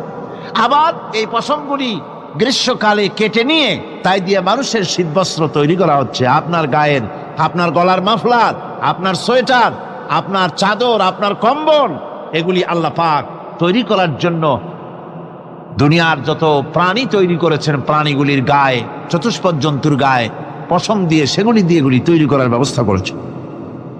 আবার আল্লাহ রাব্বুল আলামিন বলেন, ওয়ালাকুম ফিহা জামালুন হিনা তুরিহুনা ওয়া হিনা তাসরাহুন। যখন সেগুলি মাঠে সকাল বেলায় চড়তে নামে, আবার বিকেল বেলায় যখন পালবদ্ধ হয়ে বিকেল বেলায় যখন ঘরে ফেরে, তখন দেখার এক সৌন্দর্য এমন হয় যা সত্যিই উপভোগ্য। লক্ষ্য করে দেখবেন, এগুলি শহরে কম দেখা যায়, গ্রাম্য অঞ্চলে মাঝে মধ্যে যাবেন, গ্রামের লোকই আপনারা অধিকাংশ এখানে আছেন, আপনারা দেখবেন সকাল বেলায় যখন পালে পালে গরু, ছাগল, মহিষ ইত্যাদি যেতে থাকে, সকাল বেলায় সূর্য যখন উঠে সেই সময় যখন এগুলি যেতে থাকে, তখন তার দেখার একটা দৃশ্য দারুণ লাগে। আবার যখন সন্ধ্যা বেলায় গোধূলি লগ্নে যখন সূর্য লাল হয়ে পশ্চিম দিগন্তে অস্তমিত হতে যায়, তখন শত শত গরু, ভেড়া, ছাগল পাল ধরে মাঠের মধ্য দিয়ে যখন বাড়ির দিকে রওনা করে, আল্লাহ পাক বলেন এই দৃশ্য অত্যন্ত উপভোগ্য। যারা সত্যি এগুলি দেখে, উপভোগ করে, তারা বুঝতে পারে যে আল্লাহ পাকের নিয়ামত সব দিকেই আল্লাহ পাক এভাবে ছড়িয়ে রেখেছে। এভাবে করে ওয়াতাহমিলু আসমালাকুম ইলা বালাদিন লাম তাকুনু বালিগিহিম ইল্লা বিশাক্কিল আনফুস। আল্লাহ পাক বলেন, এভাবে করে আমি জন্তু জীব তৈরি করেছি যারা তোমাদের বোঝাগুলি এক শহর থেকে আর এক শহরে, এক গ্রাম থেকে আর এক গ্রামে বোঝাগুলি বহন করে নিয়ে যায়। এভাবে আমি যদি চতুষ্পদ জন্তু তৈরি না করতাম, তোমরা নিজেরা ঘাড়ে করে, পিঠে করে এ বোঝাগুলি বহন করা বড়ই কষ্টসাধ্য হয়ে যেত। উটের পিঠে করে, গাধার পিঠে করে, গরুর গাড়ি বানায়া, হাতির পিঠে করে, কত বিরাট বিরাট বোঝা, টনকে টন বোঝা এভাবে পশু দিয়ে টেনে নেওয়া হয়। আল্লাহ পাক বলছেন এগুলি আমার রহমত। এরপরে এই পশুর ভিতরে হালাল গোশত তৈরি করে তোমার খাবারের ব্যবস্থা করেছি। ওয়া ইন্না লাকুম ফিল আনআমি লাইবরা নুসকিকুম মিম্মা ফি বুতুনিহি মিন বাইনি ফারসিন ওয়া দামিন লাবানান খালিসান সাইগান লিশশারিবিন। তোমাদের চতুষ্পদ জন্তুর মধ্যে দেখবে বুদ্ধিমান, দূরদৃষ্টি সম্পর্ক লোক যারা, তাদের জন্য আমি এর মধ্যে নিদর্শন রেখেছি। তোমাদের দুগ্ধবতী গাভীগুলি, যার দ্বারা তোমরা দুধ পাও, এগুলি জমিনের ঘাস খেলো, খড় খেলো, আর এর দ্বারা রক্ত তৈরি হলো, পায়খানা তৈরি হলো, পেশাব তৈরি হলো, পাশাপাশি রাস্তা দিয়ে পরিষ্কার সুস্বাদু দুধ আমি আল্লাহ রাব্বুল আলামিন তোমাদের জন্য দান করেছি। এত নিয়ামত আল্লাহ পাক দিলেন, আল্লাহ পাকের বিনিময় কিছুই চান নাই। কিছু চাইছেন নাকি? বলেন, কিছু চেয়েছেন? কিছুই চান না। দেখেন, এই যে ঠান্ডা মৌসুম চলছে, এখন কি মৌসুম? শীতের মৌসুম। এই পৃথিবীটাকে আমরা আমাদের একটা রুমকে যদি ঠান্ডা করতে চাই, তাহলে আমরা কি লাগাই? রুমে এসি লাগাই। প্রত্যেক মাসে বিল দেওয়া লাগে না লাগে না? বিল দিতে হয়। একটা রুম এসি দিয়ে ঠান্ডা করতে প্রত্যেক মাসে 500, 1000, 2000, 2500 রুম হিসাবে এর ভাড়া দেওয়া লাগে, এর চার্জ দিতে হয়। এত বড় বিশ্বটা আল্লাহ পাক ঠান্ডা করে ফেলেছেন। কত বড় এসি প্লান্ট আল্লাহ পাকের, সুবহানাল্লাহ। কত বড় এসি আল্লাহ ছেড়ে দিয়েছেন। এখন ডিজেল যারা আগুন তৈরি করেন, কাঠ যারা আগুন তৈরি করেন, পৃথিবীর মানুষের হাতে আগুন জ্বালাবার, উত্তাপ সৃষ্টি করার যত রকমের টেকনোলজি আছে, সব যদি একত্রিত করা হয়, সূর্য প্রতি সেকেন্ডে যে তাপ বিকিরণ করে পৃথিবীর জন্য, সারা পৃথিবীর সমস্ত মানুষ এক জায়গায় হইয়া কিয়ামত পর্যন্ত প্রচেষ্টা করিও ওই 1 সেকেন্ডের তাপ তৈরি করতে পারবে? পারবে না। সুতরাং আল্লাহ রাব্বুল আলামিন তিনি বিরাট নিয়ামত রেখেছেন সব জিনিসের মধ্যে। এই নিয়ামতগুলি বুঝতে হবে, এগুলি বুঝতে হবে। এই জন্য আল্লাহ রাব্বুল আলামিনের নবী বলেছেন, আল্লাহর সৃষ্টি জগতের উপরে, তার সৃষ্টি নৈপুণ্যতার উপরে কেউ যদি গবেষণা করে, চিন্তা করে 1 ঘন্টা, আল্লাহ পাক তার আমলনামায় 60 বছরের নফল ইবাদতের সওয়াব লিখে দিবেন। কি সোজা কথা। চিন্তা করতে হবে, গবেষণা করতে হবে আল্লাহ পাক কি নিয়ামত দিয়েছেন। ওয়ামা বিকুম মিন নি'মাতিন ফামিনাল্লাহ। যত নিয়ামত আমরা পেয়েছি সব কার কাছ থেকে? জোরে সোরে চিল্লায় কোন, কার কাছ থেকে? সমস্ত নিয়ামত এসেছে আল্লাহ পাকের কাছ থেকে। আল্লাহ রাব্বুল আলামিন বলেন তিনি হচ্ছেন রহমান। ওয়াল্লাহু জাআলা লাকুম মিন বুয়ুতিকুম সাকানান ওয়া জাআলা লাকুম মিন জুলুদিল আনআমি বুয়ুতা। আল্লাহ পাক বলছেন তোমাদের জন্য তোমাদের ঘর সমূহকে আল্লাহ পাক স্থিতি লাভের, স্বস্তি শান্তি লাভ করার জন্য আল্লাহ পাক একটা স্থান করে দিয়েছেন, জায়গা করে দিয়েছেন। আমরা যে ঘর বানাই, এই ঘর বানাবার পেছনে আল্লাহ পাকের কত বড় নিয়ামত। ঘর একটা বানাতে হলে খুঁটি লাগবে। খুঁটি কোত্থেকে আসছে বলেন? কোত্থেকে? গাছের থেকে খুঁটি পেয়েছেন। কিসের থেকে পেয়েছেন? গাছ কাঠ। শুধু খুঁটিতে ঘর হবে না, এরপরে খুঁটি হয়ে গেল, চাল লাগবে। চাল দেবেন কি দিয়ে? খড় দিয়া দেন, টিন দিয়া দেন, টালি দিয়া দেন, যা দিয়া দিবেন সেটা হচ্ছে কার, জোরে কর। শুধু খুঁটি আর চাল হলে হবে না, বেড়া লাগবে, দরজা লাগবে, জানালা লাগবে, যা কিছু দরকার। আল্লাহ বলেন তোমার এই শান্তির ঘরটার পেছনে আমার নিয়ামত, আমার রহমত কাজ করেছে। আবার শীত প্রধান দেশে, যেখানে বিল্ডিং এও কাজ হবে না, যেখানে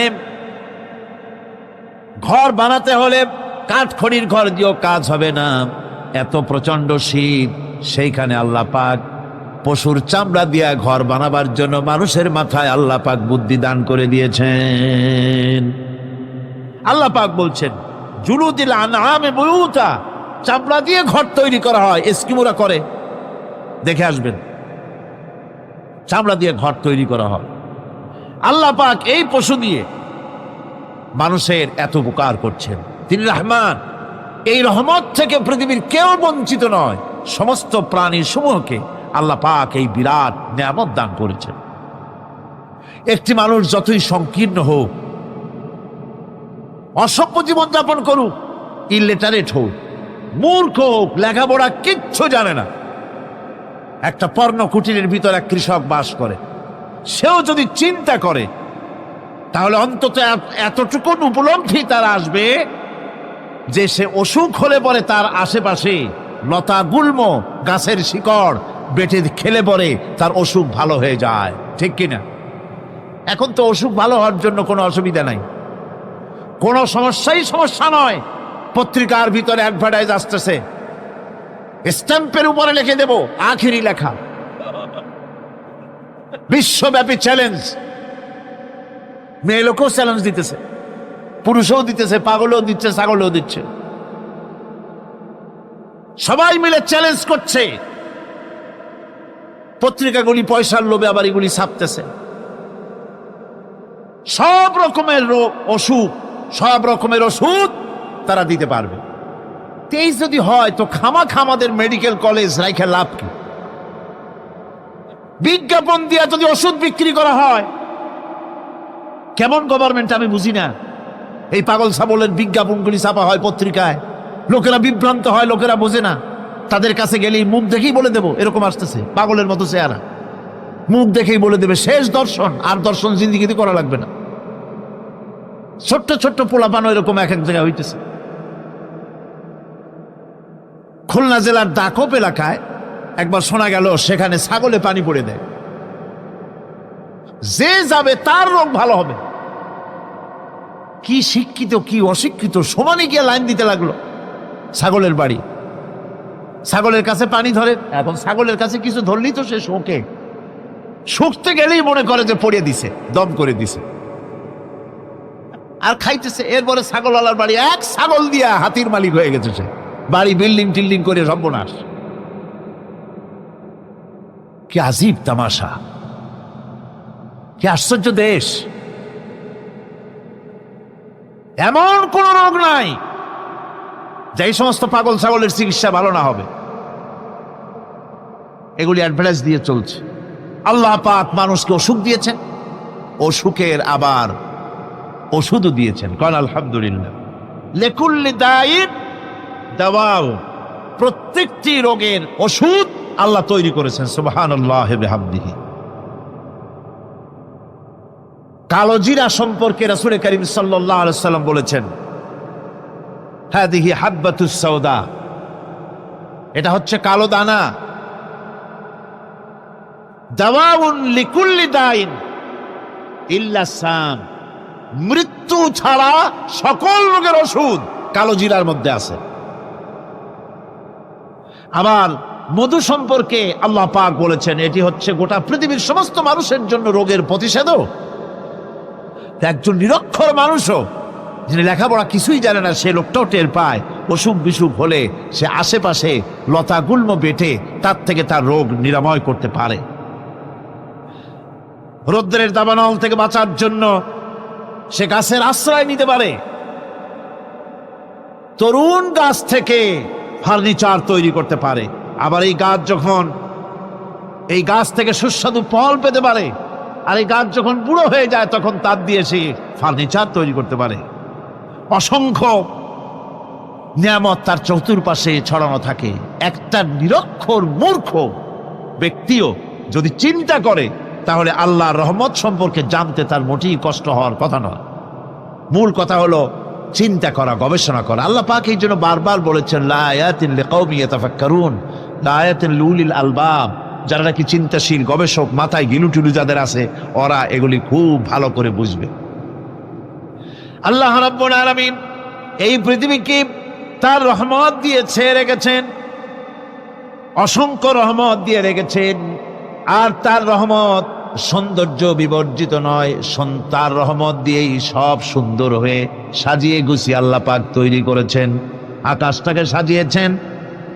কোরআনে কারীমের মধ্যে রব্বুল আলামিন বলেন, ওয়ালাকাদ যায়্যানাস সামাআদ দুনিয়া বিমাসাবিহা ওয়া জাআলনাহা রুজুমান লিশ-শায়াতিন।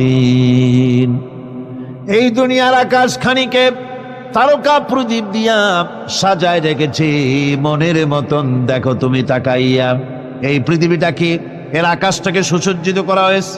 আল্লাহ পাক সৌন্দর্যবোধ এত বেশি, যা গতকাল আমি আলোচনায় বলেছি, রব্বুল আলামিন তার আপন রহমত দিয়া, কুদরত দিয়ে এই পৃথিবী সব সাজিয়ে গুছায় দিয়েছেন। আল্লাহ পাক বলছেন, ইন্না ফি খালকিস সামাওয়াতি ওয়াল আরদি ওয়াখতিলাফিল লাইলি ওয়ান নাহার লাআয়াতিন লিউলিল আলবাব। নিঃসন্দেহে এই পৃথিবী যারা জ্ঞানবান, যারা চিন্তাশীল, তারা আকাশ এবং জমিনের সৃষ্টির ব্যাপারে চিন্তা করবে, রাত এবং দিনের পরিবর্তনের ব্যাপারে তারা গবেষণা করবে। রাত দিনের পার্থক্য মানুষের জীবনকে পদ্ধতিগত দিক থেকে দুই ভাগে বিভক্ত করেছে। একটা হচ্ছে দিন আর একটা হচ্ছে রাত। وَجَعَلْنَا اللَّيْلَ لِبَاسًا وَجَعَلْنَا النَّهَارَ مَعَاشًا। আল্লাহ পাক বলেন, আমি দিনকে রুজি রোজগার করার জন্য, কামাই রোজগার করার জন্য দিন তৈরি করেছি, আর আরাম করার জন্য আমি রাতকে তোমাদের জন্য আচ্ছাদন করে দিয়েছি, তোমাদের জন্য রাতকে আরাম করার জন্য করে দিয়েছি। দিনের বেলায় কাজ করবে, রাতের বেলায় আরাম করবে। ঘুম আল্লাহর একটি নিয়ামত। ঘুম আল্লাহর কি? আল্লাহর এক বিরাট নিয়ামত। সারাদিন কাজ করার পর মানুষ যখন ঘুমায় যায়, সারাদিনের ক্লান্তি এবং শ্রান্তি সব শরীর থেকে দূর হয়ে যায়। সকালবেলায় আবার কাজ করার জন্য শরীর প্রাণবন্ত আর সজীব হয়ে যায়। এই ঘুম যার হয় না, সেই বুঝতে পারে কি নিয়ামত সে হারাইছে। আল্লাহ পাক যেন সারা জীবন যতটুকু ঘুমের স্বাস্থ্যের জন্য আমাদের প্রয়োজন, আল্লাহ যেন এই নিয়ামত থেকে আমাদেরকে বঞ্চিত না করেন। আমরা বলি আমিন। ঘুমের জন্য মানুষ ঘুমাইতে না পারলে পাগল হয়ে যায়। কি বিরাট নিয়ামত এই ঘুম আল্লাহ পাক মানুষকে দিয়েছে। আমার বন্ধুগণ, এভাবে করে আল্লাহ রাব্বুল আলামিন মানুষের একঘেয়েমি দূর করার জন্য সকাল করেছেন, দুপুর করেছেন, বিকেল করেছেন, সন্ধ্যা করেছেন, রাত করেছেন, ঘুমাবার ব্যবস্থা করেছেন, কামাই রুজির ব্যবস্থা করে দিয়েছেন, রুজি রোজগার করার ব্যবস্থা করেছেন। সবকিছু তিনি রহমান বলে, তিনি দয়াবান বলে মানুষের সব প্রয়োজন আল্লাহ পাক মিটিয়ে দিয়েছেন। আল্লাহ সুবহানাহু ওয়া তাআলা তিনি বলছেন, আমার রহমতেই পৃথিবীর মাটি থেকে তোমাদের ফসল উৎপাদিত হয়। তোমরা দেখো, আফারাআইতুম মা তাহরুতুন আআনতুম তাজরাউনাহু আম নাহনুজ জারিউন। জমিন থেকে ফসল কে উদ্গত করে? উদ্ভিদকে কে গজায়? তুমি গজাও না, আমি গজাই। আল্লাহ পাক বলেন, সমস্ত উদ্ভিদগুলি আমি তোমাদের জন্য গজায় দেই, উঠায় দেই। এরপরে যখন ফসল হয়, ফসল পাকা দেখে মানুষ তখন মোষে তেল মাখে, ফুর্তি করে, আনন্দ করে। এবার ফসল খুব ভালো হয়েছে, ভালো করে গান দেব। মানুষেরাই চিন্তা করে, বেশি ফসল হয়েছে, গান বাজনা, থিয়েটার, গুণাগার বিবির গান, এগুলি ভালো করে শুনতে হবে। গাছে কাঁঠাল, গোপে তেল, জমিনে ফসল, মোষে তেল মাখে আনন্দ করে যে গান বাজনা করবে। আল্লাহ পাক বলেন, দেখো, লাউ নাশাউ জাআলনাহু হুতামান ফাযালতুম তাফাক্কাহুন। যদি আমি ইচ্ছে করি তাহলে তোমার ফসলকে আমি কুটায় পরিণত করে দিতে পারি। তখন তো তুমি নিজের কপালে পরাঘাত করবে আর বলবে, আহারে মাহরুম হয়ে গেলাম, বঞ্চিত হয়ে গেলাম। আল্লাহ যদি ইচ্ছে করেন তাহলে ফসলগুলিকে আল্লাহ পাক তুষে পরিণত করে দিতে পারেন না? সিটায় পরিণত করে দিতে পারেন না? অবশ্যই। সেই জন্য আল্লাহ পাক বলছেন, যেগুলি সব আমার ক্ষমতা, আমি আপন নিয়ামতে, আপন বরকতে, রহমান নামের কারণে আমি তোমাদের সব আমি গুছিয়ে দিচ্ছি। আল্লাহ পাক ফসলের জন্য, আপনার জমিনের ফসলের জন্য আল্লাহ পাক বিনা পয়সায় সারের ব্যবস্থা করে দিয়েছেন। জোরে কোন সুবহানাল্লাহ। সেই সারটা হচ্ছে কি? ওয়া মিন আয়াতিহি আইয়ুরিকুমুল বারকা খাউফান ওয়া তামাআম ওয়া ইউনাজ্জিলু মিনাস সামাই মা। আল্লাহ পাক বলেন, আমি আমার নিদর্শনাবলীর ভিতরে এটা হচ্ছে নিদর্শন, যে আকাশে বিদ্যুৎ চমকায়, মেঘের গর্জন আর বিদ্যুতের চমক, এ সবগুলি আমার নিদর্শন। বৃষ্টির পানির সাথে এগুলি এসে জমিনের ফসলকে বৃদ্ধি করে দেয়। জোরে বলেন সুবহানাল্লাহ। কৃষিবিদরা বলেছেন, যে বছর আকাশে যত বেশি বিদ্যুৎ চমকায়, সে বছর জমিনের ফসল তত বেশি বৃদ্ধি পায়। বিনা পয়সায় এ ধরনের আল্লাহ পাক ব্যবস্থা করে দিচ্ছেন। এরকম দরিয়ার মাছ, গোশত, তরি তরকারি, ফল, মৌসুম উপযোগী যা কিছু প্রয়োজন, এ সব কে দিচ্ছেন? বলেন না কে দিচ্ছেন? ওয়ামা মিন দাব্বাতিন ফিল আরদি ইল্লা আলাল্লাহি রিজকুহা। এই পৃথিবীর বুকে এমন কোন বিচরণশীল জীব নাই যে জীবের রিজকের দায়িত্ব আল্লাহ পাক নিজ হাতে গ্রহণ করেন নাই। এবার দেখেন আল্লাহ পাক আরো বলছেন, وَكَأَيٍّ مِّن دَابَّةٍ لَّا تَحْمِلُ رِزْقَهَا اللَّهُ يَرْزُقُهَا وَإِيَّاكُمْ। বহুত প্রাণী এমন আছে যে প্রাণীরা রিজেককে সঞ্চয় করে না। আমাদের রিস্ক তো সঞ্চয় করা আছে, আমাদের ব্যাংকে টাকা আছে, গোলায় ধান আছে, চাউল আছে, আছে কি না? কম থাকুক বেশি থাকুক আছে তো। কিন্তু পৃথিবীতে এমন বহু প্রাণী আছে যাদের কোনো সঞ্চয় নাই। এই ধরনের অসংখ্য প্রাণীকে আল্লাহ রাব্বুল আলামিন বলেন, এ ধরনের অসংখ্য প্রাণীকে আমি আল্লাহ রাব্বুল আলামিন তাদের খেতে দেই। সকালবেলায় খালি পেট নিয়ে সমস্ত প্রাণীগুলি ঘর থেকে বেরিয়ে যায়, পানি থেকে, গর্ত থেকে, জঙ্গল থেকে সব বেরিয়ে গেল ক্ষুধার্ত পেটে।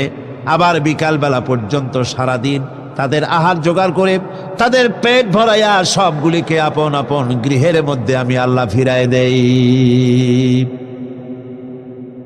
সেই জন্য আল্লাহ পাক বলছেন, ইয়া আইয়ুহান নাসু যকুরু নি'মাতাল্লাহি আলাইকুম হাল মিন খালিকিন গায়রুল্লাহ ইয়ারযুকুকুম মিনাস সামাই ওয়াল আরদ লা ইলাহা ইল্লা হুয়া ফাআন্না তুফাকুন। হে মানব সকল, স্মরণ করো আল্লাহ পাকের সেই নিয়ামতের কথা, যে নিয়ামত ওই আল্লাহ ছাড়া কে আছে যে তোমাকে আকাশ থেকে রিজকের ব্যবস্থা করেন, যিনি তোমাকে খাওয়ার দাওয়ার ব্যবস্থা করেন। তিনি ছাড়া কেউ নাই এই পৃথিবীর বুকে, আকাশে এবং জমিনে। তিনি এক এবং একও। ওয়া ইলাহুকুম ইলাহুন ওয়াহিদ লা ইলাহা ইল্লা হুয়ার রাহমানুর রহিম। তিনি হচ্ছেন তোমাদের ইলাহ, তিনি এক, তিনি একক। সুতরাং তিনি হচ্ছেন পরম দাতা এবং বিশেষ নিয়ামত যিনি দেন, পরম দাতা এবং দয়ালু। কোরআনে কারিমে যখনই আমরা বলেছি আলহামদুলিল্লাহি রাব্বিল আলামিন, আল্লাহ পাক খুশি হয়েছে। প্রশ্ন হয়েছে তার কি আরো কোন গুণ আছে? জবাবে বলেছি আর রহমানির রহিম, তিনি পরম দাতা, তিনি দয়ালু। সুবহানাল্লাহ, তিনি রহিম। পরকালে কিয়ামতের ভয়াবহ দিনে বান্দার জন্য তিনি রহিম হবেন। দুনিয়ায় তো অবারিত উন্মুক্ত হস্তে সকলকে দিচ্ছেন, আর কিয়ামতের দিন আল্লাহ পাক রহিম হবেন তার বান্দাদের জন্য। কোরআন বলছে তিনি হচ্ছেন রহমত, মানুষের জন্য তিনি রহমত দেন। তার দয়া অফুরন্ত, এত দয়া যে তিনি যদি প্রত্যেক কথায় কথায় আমাদেরকে শাস্তি দিতেন তাহলে আমাদের বাঁচার কোনো পথ ছিল না, ঠিক কিনা কন? কোরআনে কারিমে আল্লাহ পাক বলেছেন, ওয়ামা আসাবাকুম মিন মুসিবাতিন ফাবিমা কাসাবাত আইদিকুম ওয়া ইয়াফু আন কাসীর।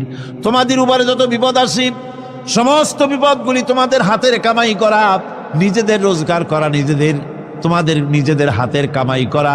ওই হাতের কামাই করার কারণে সেগুলির জন্য যে আযাব হওয়া উচিত ছিল, আমি অনেকগুলি ক্ষমা করে দেই,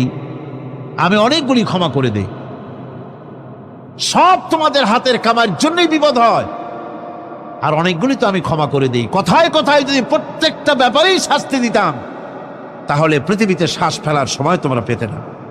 আল্লাহ পাক হচ্ছেন সেজন্য রহমান, আর তিনি রহিম কিয়ামতের দিনের জন্য। এই পৃথিবীতে মানুষ গুনাহ করা স্বাভাবিক কিনা কন? সব মানুষই গুনাহ করে। এই গুনাহগার যত বড় গুনাহগার হোক না কেন, গুনাহগার যখন তওবা করে, তওবার অনুভূতি যখন আসে এবং সে যখন অনুশোচনা করে, তখন তার অপরিসীম দয়া সেই অনুশোচনাকে কবুল করে নেয়। অনুশোচনার এক বিন্দু অশ্রু গুনাহগারের অনাচারের সমস্ত দাগ মুছায় দেয়। মনে হয় যেন তার আমলনামায় কোনো দাগই ছিল না। সুবহানাল্লাহ। এই জন্য বলা হয়েছে তাইবু মিনাজ যামবি কামান লা যামবা লাহু। গুনাহ থেকে যে তওবা করে মনে হবে তার সে কোনো গুনাহই করেই নাই, কোনো গুনাহই করে নাই। আমার বন্ধুগণ, আল্লাহ পাক কেমন রহিম। এই পৃথিবীতে মানুষ যত অপরাধ করে সেই অপরাধ বাপের সাথে করুক, মায়ের সাথে করুক, ওস্তাদের সাথে করুক, পীরের সাথে করুক, অপরাধ করলে পরে কেউ বলে না যে কাছে আয় ক্ষমা করে দেই, কেউ বলে নাকি? কেউ বলে না। আল্লাহ পাক কেমন রহমান এমন রহিম। বান্দা যখন গুনাহ করে আল্লাহ পাক গুনাহগারদেরকে ডাকেন, চুরি করেছিস, গুনাহ করেছিস, মদ খেয়েছিস, জিনা করেছিস, জুয়া খেলেছিস, হত্যা করেছিস, কুফরি করেছিস, শিরক করেছিস, যত রকমের পাপ করিস না কেন, ফিরে আয়, ফিরে আয়, চোখের পানি ফেল, আমি আল্লাহ রব্বুল আলামিন মাফ করে দেব। কোরআনে কারীম বলছে ইল্লা মান তাবা ওয়া আমানা ওয়া আমিলা আমালান সালিহান ফাউলাইকা ইউবাদদিলুল্লাহু সাইয়্যাতিহিম হাসানাতিন ওয়া কানাল্লাহু গফুরার রহিমা। কিন্তু যে ব্যক্তি তওবা করেছে এবং ঈমান এনে পরবর্তীকালে ভালো কাজ করেছে, তাদের মন্দ কাজগুলি আল্লাহ পাক ভালো কাজ দিয়ে বদলায় দিবেন। এত বড় একটা কথা শুনে সুবহানাল্লাহ মুখ থেকে বেরোলো না। গুনাহগার যত গুনাহ করেছে সে যদি তওবা করে, ওই সব গুনাহ যদি না করে, তার সাইয়্যাতগুলি আল্লাহ পাক হাসানাত দিয়ে বদলায় দিবেন। মানুষেরা চুরি করে, ডাকাতি করে, জিনা ব্যভিচার করে, যা কিছুই করে থানায় ধরা পড়ে। থানায় ধরা পড়লে তারপরে তার বিরুদ্ধে চার্জশিট হলো, এরপরে তার জেল হলো, ছাড়া পেল, আবার অন্যায় করলো, আবার ধরা পড়লো, যতবার জেল হলো ততবার ছাড়া পেল, কিন্তু থানায় দাগী আসামিদের খাতায়, চোরের খাতায়, ডাকাতের খাতায় নামটা তার মোছা হয় না, থানায় নামটা থেকেই যায়। কিন্তু আল্লাহ রাব্বুল আলামিন এমন এক বিচারক, এমন রহমান, এমন রহিম। মানুষ যদি গুনাহ করে, যত বড় গুনাহ করুক, এই গুনার পরে সে যদি অনুশোচনা করে, তওবা পড়ে, গুনাহ থেকে যদি ফিরে থাকে, আর যদি সেই গুনাহ না করে, আল্লাহ পাক বলেন শুধু মাফ করি না, গুনার খাতায় যে নামটা ছিল নামটাও আমি আল্লাহ মুছে ফেলে দেই। এই হচ্ছে রহমান, এই হচ্ছে রহিম, এই হচ্ছে তার অফুরন্ত দয়া, যে দয়ার কোনো শেষ নাই। এক্ষেত্রে আল্লাহ রাব্বুল আলামিন তার দয়া ও ক্ষমার বিশাল ব্যাপ্তির কথা উল্লেখ করেছেন, যার কোনো সীমা নেই। কোরআনে কারীম বলছে কুল ইয়া ইবাদিয়াল্লাযীনা আসরাফু আলা আনফুসিহিম লা তাকনাতু মির রাহমাতিল্লাহ। হে আমার ওই সব বান্দাগণ যারা নাকি পাপাচার করে অশ্লীলতার মধ্যে নিমজ্জিত হয়ে নিজেদের জীবনকে নষ্ট করেছে, তোমার অনাচার যত কঠিন হোক, যত বেশি হোক, আমার রহমত থেকে নিরাশ হও না।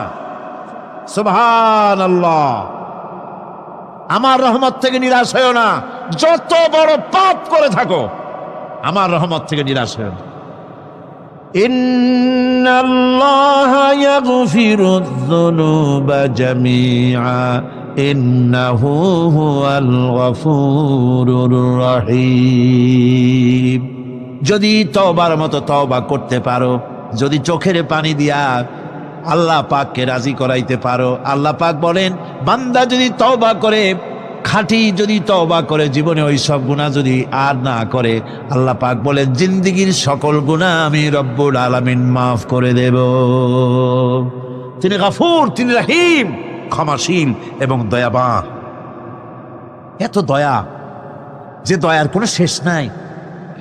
আল্লাহ পাকের দয়াকে, তার রহমতকে, তার করুণাকে তিনি 100 ভাগ করেছেন। এই 100 ভাগের 1 ভাগ গোটা পৃথিবীতে তিনি ছড়িয়ে দিয়েছেন। আর 99টা ভাগ কার কাছে? এবার চিন্তা করুন, 100 ভাগের 1 ভাগ দুনিয়ায় ছড়িয়ে দেওয়ার পর তার থেকে আমরা যতটুকুন ভাগে পেয়েছি, এর মহব্বত, স্ত্রীর প্রতি মহব্বত, মেয়ের প্রতি মহব্বত, ছেলের প্রতি মহব্বত, মায়ের প্রতি মহব্বত, পিতার প্রতি মহব্বত, বন্ধুর জন্য মহব্বতে আমরা জানও দিয়ে দিতে পারি, এমন আমাদের ভালোবাসা, এমন আমাদের মহব্বত, কথা ঠিক কিনা? একটা ভাগ সারা পৃথিবীতে ছড়িয়ে দেওয়ার পর যেটুকুনো পেলাম, সেই ভালোবাসার তীব্রতা যদি এত বেশি হয়, আকর্ষণ যদি এত বেশি হয়, তাহলে এই 99টা মহব্বত, দয়া, রাহমানিয়াতের, দয়ার, রাহিমিয়াতের যে গুণগুলি আল্লাহ পাক নিজের কাছে রেখেছেন, সেই মাবুদের দয়া তার বান্দার প্রতি কত বেশি! কি বিরাট মহব্বত! রাসূল করিম সাল্লাল্লাহু আলাইহি ওয়াসাল্লাম বলেছেন, সাহাবীরা, একটি লোক উটের পৃষ্ঠে চড়ে কোথাও যাচ্ছিল, পথিমধ্যে বিশ্রাম করল। বিশ্রাম থেকে উঠে দেখে তার উট নাই। সে উটের পৃষ্ঠে তার খাদ্য ছিল, পানীয় ছিল, সব ছিল। এই লোকটা কেমন পেরেশান হয়? সাহাবীরা বললেন, হুজুর, এ তো মারাত্মক পেরেশানি। উটের মরুভূমির জাহাজ, উট হারায় গেছে, তার খাদ্য হারাইছে, পানি গেছে, সব শেষে তো মরা ছাড়া পথ নাই। দারুণ উৎকণ্ঠিত হবে লোকটা। হুজুর বলেন, এই লোকটি পেরেশান হয়ে আস, এমন সময় দেখতে পেল তার সেই উট তার খাদ্য আর পানীয় নিয়ে তার কাছে ফিরে এসেছে। বলো কেমন খুশি হয়? সাহাবীরা বলেন, হুজুর, এর থেকে এই লোকটির খুশির আর কিছু থাকতে পারে না। নবীজি বলেন, আমার সাহাবীরা শোনো, আল্লাহর কোন বান্দা যখন নাফরমান হয়ে যায়, আল্লাহ থেকে দূরে সরে যায়, আল্লাহ থেকে যখন এরাজ করে যায়, উঠারা ব্যক্তি উট পাওয়ার জন্য যেমন অবস্থা হয়ে যায়, আল্লাহ পাক তার বান্দার জন্য তেমন বোধ করেন। উঠারা ব্যক্তি উট পেলে পরে যেমন আনন্দিত হয়ে যায়, কোন নাফরমান বান্দা যদি সেজদায় পড়ে কান্দে আর বলে, আল্লাহ, গুনাহ করেছি, আমারে মাফ করে দাও, উঠারা ব্যক্তি উট পায়া যত খুশি হয়, এর থেকে লক্ষ কোটি কেন বেশি আল্লাহ রাব্বুল আলামিন তার বান্দার প্রতি খুশি হয়ে যান। আল্লাহ রহমান রহিম, কি দয়া! এত বড় দয়া তার। সেই দয়ার কারণে তার প্রতি আমাদেরকে আকৃষ্ট হতে হবে। মাফ চাইলেই আল্লাহ পাক মাফ করবে। ওয়াকালা রাব্বুকুম উদউনি আস্তাজিব লাকুম। তোমাদের রব তোমাকে বলছে, তোমাদের রব কে? আমাদের রব। সকলে বলেন, কে আমাদের রব? সে আল্লাহ আমাদেরকে বলছেন, তোমাদের রব বলছেন, আমাকে ডাকো, আমি ডাকে সাড়া দেব। সুবহানাল্লাহ। এরকম একটা অনুভূতি আমার নিজের হয়েছিল, আমার নিজের একটা অনুভূতি। কাবা শরীফের ভিতরে যখন আল্লাহ পাক আমাকে প্রবেশের সুযোগ দিয়েছিলেন, কাবা শরীফের মধ্যে, তখন তার রসমে কাবা নাই। কাবার ভেতরে ঢুকলে তখন চতুর্দিক কেবলা, চতুর্দিকে ফিরে দুরাকাত না করে নামাজ পড়লাম। সেজদা দেওয়ার সুযোগ হলো, সেজদায় পড়ে এমন কান্না শুরু হলো, দম আটকে যাওয়ার মতো, শুধু কাঁপতেই থাকে। আধা ঘন্টা চলে গেল সেজদার ভেতরে। এরপরে আমার চিন্তা হলো, হুঁশ হলো যে আমি এতক্ষণ এখানে সেজদায় পড়ে আছি, আরো তো মেহমান এর মধ্যে ঢুকবে। কিছু রাষ্ট্রীয় মেহমান ছিল, দুনিয়ার বিভিন্ন দেশ থেকে তারা দাওয়াত দিয়েছিল। তো সেই মেহমানরা ঢুকতে পারবে না, এর মধ্যে 18-20 জনের বেশি লোক ধরে না। তা আমি অন্যের হক কোথায় নষ্ট করছি, এই অনুভূতি না আসলে আমি কতক্ষণ সেজদায় পড়ে থাকতাম আল্লাহই জানে। আমি যখন সেজদা থেকে মাথা তুললাম, দরজার দিকে যখন তাকিয়েছি, ঠিক আমার চোখটা গিয়ে পড়লো দরজার সেই অংশে যেখানে লেখা আছে, ওয়াকালা রাব্বুকুম উদউনি আস্তাজিব লাকুম। আমি আবার ফুফায় ফুফায় কাল্লাম, আল্লাহ, আমি আমার দায়িত্ব পালন করেছি, আমি তো আমার রবকে ডেকেছি। আয় আল্লাহ, তোমার গোলামের কথা তুমি শোনো, এটা আল্লাহর ওয়াদা। বান্দা কান, আমার কাছে চোখের পানি ফেল। রাসূল করিম সাল্লাল্লাহু আলাইহি ওয়াসাল্লাম বলেছেন, আল্লাহ পাকের দরবারে 2টা ফোঁটা বেশি কবুল, বেশি মঞ্জুর, বেশি প্রিয়। একটি হচ্ছে জিহাদের ময়দানে যে রক্ত ফোঁটা পড়ে, সেই রক্ত ফোঁটা। আর একটি হচ্ছে আল্লাহর ভয়তে চোখ থেকে যে পানি ফোঁটা পড়ে, এটি আল্লাহর কাছে দারুণ প্রিয়। গুনার কারণে কলবের ভিতরে কলব জং আলুদা হয়ে গিয়েছে, গুনার কারণে কলব তো নষ্ট হয়ে গিয়েছে, জং পড়ে গেছে। জং বোঝেন না? বোঝেন না? হ্যাঁ, মরিচা, মরিচা। জং হচ্ছে মরিচা, লোহায় মরিচা পড়ে। গুনাহ করতে করতে কলবের মধ্যে মরিচা পড়ে যায়। এই মরিচা উঠাইতে চান? মরিচা যদি ওঠে, কোরআন শুনবেন মজা লাগবে, গান শুনলে গা জ্বলে উঠবে, ওয়াজ শুনবেন, হাদিস শুনবেন ভালো লাগবে, অন্য আজে বাজে কথা পছন্দ হবে না। এ কলবের জং যদি উঠে যায়, কোরআন তেলাওয়াত করবেন মজা লাগবে, জিকির করবেন মজা লাগবে, নামাজ পড়বেন মজা লাগবে, আল্লাহ পাকের দরবারে হাত তুলবে তো চোখ থেকে দরদর করে পানি বেরোতে থাকবে। চোখে পানি আসে না, কারণ কলব তো জাঙ্গালুদা হয়ে গিয়েছে, এটা মরিচা পড়ে গিয়েছে। আমি জিজ্ঞেস করতে চাই, কলবের এই জং, এই মরিচা কি আপনারা উঠাতে চান? সেই মরিচা যদি তুলতে চান, তাহলে চোখের পানি ছাড়া আর কিছুই নাই, আল্লাহ পাকের জিকির করতে হবে। আল্লাহ পাকের জিকির হচ্ছে জং উঠিয়ে দেওয়ার জন্য সবচাইতে বড় হাতিয়ার। আর চোখের পানিতে এই জংগুলি ধুয়ে মুছে আল্লাহ পাক সাফ করে দিবেন। কাঁদতে শিখুন, আল্লাহ পাকের দরবারে চোখের পানি ফেলতে চেষ্টা করুন। কিয়ামতের দিন আল্লাহ পাক যদি রহিম না হন, বাঁচার কোনো উপায় নাই। বাঁচার উপায় আছে? উপায় নাই। আল্লাহ যদি হিসাবের জন্য ধরেন কিয়ামতের দিন কাউকে, হিসাবের জন্য যদি ধরেন, তাহলে জাহান্নাম ছাড়া পথ নাই। এই জন্যে আল্লাহুম্মা হাসিবনি হিসাবান ইয়াসীরা, এই দোয়া পড়তে হবে। আমরা যখন বললাম আর রহমানির রহিম, বলেন সবাই আর রহমানির রহিম। আবার প্রশ্ন হয়, বান্দা বুঝলাম, আরো কোনো কোয়ালিটি, আরো কোনো বৈশিষ্ট্য তার আছে নাকি? আমরা বলি মালিকি ইয়াউমিদ্দিন, তিনি হচ্ছেন বিচার দিনের মালিক, শেষ বিচারের মালিক তিনি। একদিকে এটাকে ব্যালেন্স করা হয়েছে, একদিকে অফুরন্ত রহমত, যার কোনো কুল নাই, কিনারা নাই। এখন আদল দরকার। এখন কি দরকার? আদল, ইনসাফ দরকার। আল্লাহ পাক একদিকে অফুরন্ত রহমত আর নিয়ামত দিয়ে পৃথিবীকে ছেড়ে রেখেছেন, অপর দিকে বলেছেন আমি হচ্ছি বিচার দিনের মালিক, সেদিন আমি বিচার করব। সেই বিচারের ভিতরে কোনো পক্ষপাতিত্ব থাকবে না, হবে না। সেখানে তিনি হবে না হাকামুল হাকিমিন, ওইটা হবে সুপ্রিম কোর্টের সুপ্রিম কোর্ট। সেই পরকালে, সেই কিয়ামতের মাঠে আপনাকে আমাকে সকলকে উপস্থিত হতে হবে, নাকি হবে না? সবাইকে উঠতে হবে। এই দিন শব্দটি কোরআনে কারিমে বহুত জায়গায় বলা হয়েছে এবং বিভিন্ন অর্থে ব্যবহার করা হয়েছে। যেমন দিন শব্দের অর্থ প্রভাব, প্রতিপত্তি, আধিপত্য, ইতাআত, বন্দিগি, দাসত্ব, আনুগত্য, নীতি, পথ, পন্থা, হিসাব, ফয়সালা, প্রতিদান, প্রতিফল, এরকম অনেক অর্থ, অনেক অর্থে দিন শব্দ কোরআনে কারিমের মধ্যে ব্যবহৃত হয়েছে। কিন্তু এখানে মালিক ইয়াউমিদ্দিন, এই দিন এখানে ব্যবহার করা হয়েছে প্রতিফল অর্থ। প্রতিফলের দিন, যেদিন প্রতিফল দেওয়া হবে, তিনি হচ্ছেন সেই দিবসের অধিপতি, সেই দিবসের মালিক।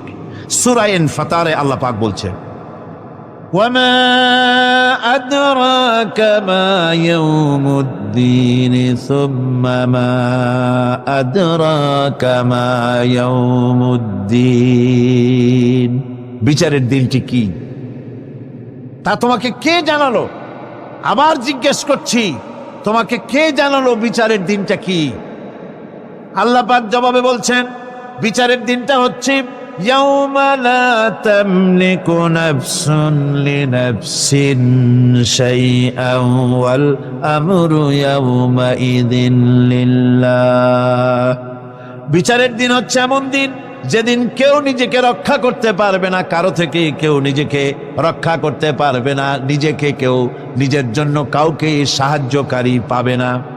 সমগ্র ব্যাপারটি নিরঙ্কুশভাবে আল্লাহ রব্বুল আলামিনের হাতে থাকবে। সেই দিনটার নাম কিয়ামত, সেটার নাম পরকাল, সেটার নাম হচ্ছে বিচারের দিন। যেদিন কর্তৃত্ব হবে কেবলমাত্র কার? আল্লাহ পাকের। সেই দিনটা হচ্ছে কর্মফল পাওয়ার দিন। লাহা মা কাসাবাত ওয়া আলাইহা মা ইকতাসাবাত। প্রত্যেক মানুষই সে উপার্জন অনুসারে সেখানে ফল পাবে। যেমন কর্ম তেমন ফল পাবে, ব্যক্তি হিসাবে পাবে, দল হিসাবে পাবে। তিলকা উম্মাতুন ক্বাদ খালাত লাহা মা কাসাবাত ওয়া লাকুম মা কাসাবতুম ওয়া লা তুসআলুনা আম্মা ইয়ামালুন। প্রত্যেক মানুষই তার উপার্জন অনুসারী ফল পাবে। যা সে পাবে তা নিজের উপার্জন ছাড়া আর কিছুই না, আর যে ফল পাবে সেটাও তার উপার্জন। সুতরাং কিয়ামতের দিন আল্লাহ মানুষের উপরে কোনো জুলম করবেন না, অত্যাচার করবেন না। আল্লাহ পাক তো তার বান্দার জন্য জুলুমকারী নন, ঠিক কিনা? আল্লাহ পাক বলছেন, মান আমিলা সালিহান ফালিনাফসিহি ওয়া মান আসাআ ফাআলাইহা ওয়া মা রাব্বুকা বিযাল্লামিন লিল আবিদ। যে ব্যক্তি পুণ্য কাজ করলো সে নিজের কাজে নিজের স্বার্থেই তা করলো। আমরা যে নামাজ পড়ি এটা কি আল্লাহর স্বার্থ? কথা কন, আল্লাহর স্বার্থ? সারা পৃথিবীর সমস্ত মানুষ যদি আল্লাহরে সেজদা দেয়, আল্লাহর ক্ষমতা আরো কিছু কালের জন্য বাড়বে নাকি? সমস্ত মানুষ যদি আল্লাহকে অস্বীকার করে, বিদ্রোহী ঘোষণা করে, বিদ্রোহ ঘোষণা করে, তাতে কি আল্লাহর ক্ষমতা শেষ হয়ে যাবে? নাউযুবিল্লাহি মিন যালিক। যেমন ছিলেন তেমনই থাকবে। সুতরাং আমরা যা করি, আমরা নামাজ পড়ি নিজেদের জন্যে, আল্লাহকে খুশি করার জন্য, কিন্তু কল্যাণটা আমার। কল্যাণটা কার? আমার। রোজা, হজ, যাকাত, তেলাওয়াত যা করি সব আল্লাহকে খুশি করার জন্য, কিন্তু স্বার্থ পুরাটাই আমার, আমার কল্যাণের জন্যই আমি করি। এবং আল্লাহ হচ্ছেন তিনি তোমাদের রব। ওমা রাব্বুকা বিযাল্লামিন লিল আবিদ। তোমাদের রব হচ্ছেন তিনি যিনি বান্দাদের উপরে কখনো অত্যাচার করেন না, জুলম করেন না, মেহেরবানি দিয়ে যিনি ছেয়ে রাখেন তিনি হচ্ছেন আল্লাহ পাক। সুতরাং সেই কিয়ামতের মাঠে আল্লাহ পাকের দরবারে আমাদের সকলকেই উঠতে হবে। আল্লাহ পাকের দরবারে আমাদের সামনে, আল্লাহ পাকের সামনে দাঁড়াতে হবে।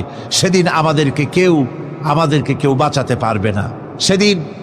সেদিন আল্লাহ পাক এর দরবারে যেন আমরা আসামি না হই, সেজন্য এই পৃথিবীতে কোরআন অনুযায়ী আমাদের জীবন গড়তে হবে, সুন্নাহ অনুযায়ী জীবন গড়তে হবে। তাহলে পরকালে আল্লাহ পাকের কাছে নাজাত পাওয়া যাবে। বড় কঠিন জায়গা, বড়ই কঠিন জায়গা। আপনি ইউরোপে যান, আমেরিকায় যান, যেখানেই যান না কেন, বিদেশে গেলে সেখানে বন্ধু বান্ধব আছে, ফরেন কারেন্সি সংগ্রহ করে যেতে হয়। আর যদি বন্ধু বান্ধব না থাকে তাহলে ফরেন কারেন্সি তো সংগ্রহ করে নিয়ে যাবেনি, সেটা দিয়ে আপনার উপকার হবে। কিন্তু এমন একটা দেশে আমরা যাব, আমাদের সকলকে যেতে হবে। ওই দেশটার নাম কি? পরকাল। ওটার নাম কি? পরকাল। ওই পরকালে আমরা যে উঠবো, সেখানে কোনো আত্মীয় স্বজন মিলবে না। আল ইয়াউমা লা ইয়ানফাউ মালু ওয়ালা বানুন। ধন, সন্তান, সন্ততি, সম্পদ কোনো কাজে লাগবে না কিয়ামতের মাঠে। সেদিন আমাদের উঠতে হবে খালি হাতে। সেখানে উঠতে হবে, কোনো ফরেন কারেন্সি দিয়ে কাজ হবে না, বন্ধু বান্ধব মিলবে না, কারেন্সিও মিলবে না। এমন একটা কঠিন জায়গা যেখানে মাথার উপরে হবে প্রচন্ড সূর্যের কিরণ, পায়ের তলে হবে তামার মতো জমিন, সমস্ত মাঠ জুড়ে শুধু মানুষ চিল্লাবে, কাঁদতে থাকবে, চিল্লাইতে থাকবে, উলঙ্গিনী হয়ে কিয়ামতের মাঠে মানুষ আল্লাহর দরবারে উঠবে। হযরত আয়েশা সিদ্দিকা রাদিয়াল্লাহু তাআলা আনহা বলেছেন, হে রাসূল, তাহলে কি মানুষের শরম করবে না? হুজুর বললেন, শরমের অনুভূতি তো থাকবে না। মানুষ সব আকাশের দিকে, ঊর্ধ্বের দিকে তাকিয়ে থাকবে, ভয়তে অস্থির হয়ে যাবে, কেউ কারো দিকে তাকাবার সময় পাবে না। এমন একটা বিভীষিকাময়, এমন একটা বিরাট জায়গায়, কঠিন জায়গায় আমাদের সকলকে উঠতে হবে। যাওয়ার আগে আল্লাহ পাক স্মরণ করিয়ে দিচ্ছেন। সূরা ফাতিহা প্রত্যেক নামাজে আমাদের স্মরণ করিয়ে দেয়, তিনি শুধু রহমান রহিমই নন, তিনি মালিক ইয়াউমিদ্দিন। তিনি কিয়ামতের দিন মানুষের বিচার করবেন। সে বিচারের মধ্যে পক্ষপাতিত্ব থাকবে না। সে বিচারটা বড় কঠিন হবে। কারো পয়সা যদি মারেন, কারো হক যদি নষ্ট করেন, তাহলে প্রতিটা পয়সার জন্য 70 রাকাত কবুল নামাজের সওয়াব দিতে হবে কিয়ামতের মাঠে। বাঁচা যাবে না সেদিন, উপায় হবে না। আল্লাহ পাক যার প্রতি রহম করবেন তিনি ছাড়া আর বাঁচার কোনো পথ থাকবে না। সেই জন্য ওই পরকালের মাঠে কিয়ামতের দিন আল্লাহ পাকের দরবারে আমরা যেন আল্লাহর খাঁটি বান্দা হয়ে উঠতে পারি, এ জীবন যাপনের তৌফিক আল্লাহ পাক যেন আমাদের দান করেন। আমরা সবাই বলি আমিন। তোমাদের মধ্যে জীবনের সকল ক্ষেত্রে কারা সৎকর্মশীল হও, এখন আমি আপনাদের কাছে জিজ্ঞাসা করি, সৎকর্মশীল হওয়ার দরকার আছে না নেই? আওয়াজ করে বলুন, আছে না নেই? এখন প্রশ্ন হলো কিভাবে হবে?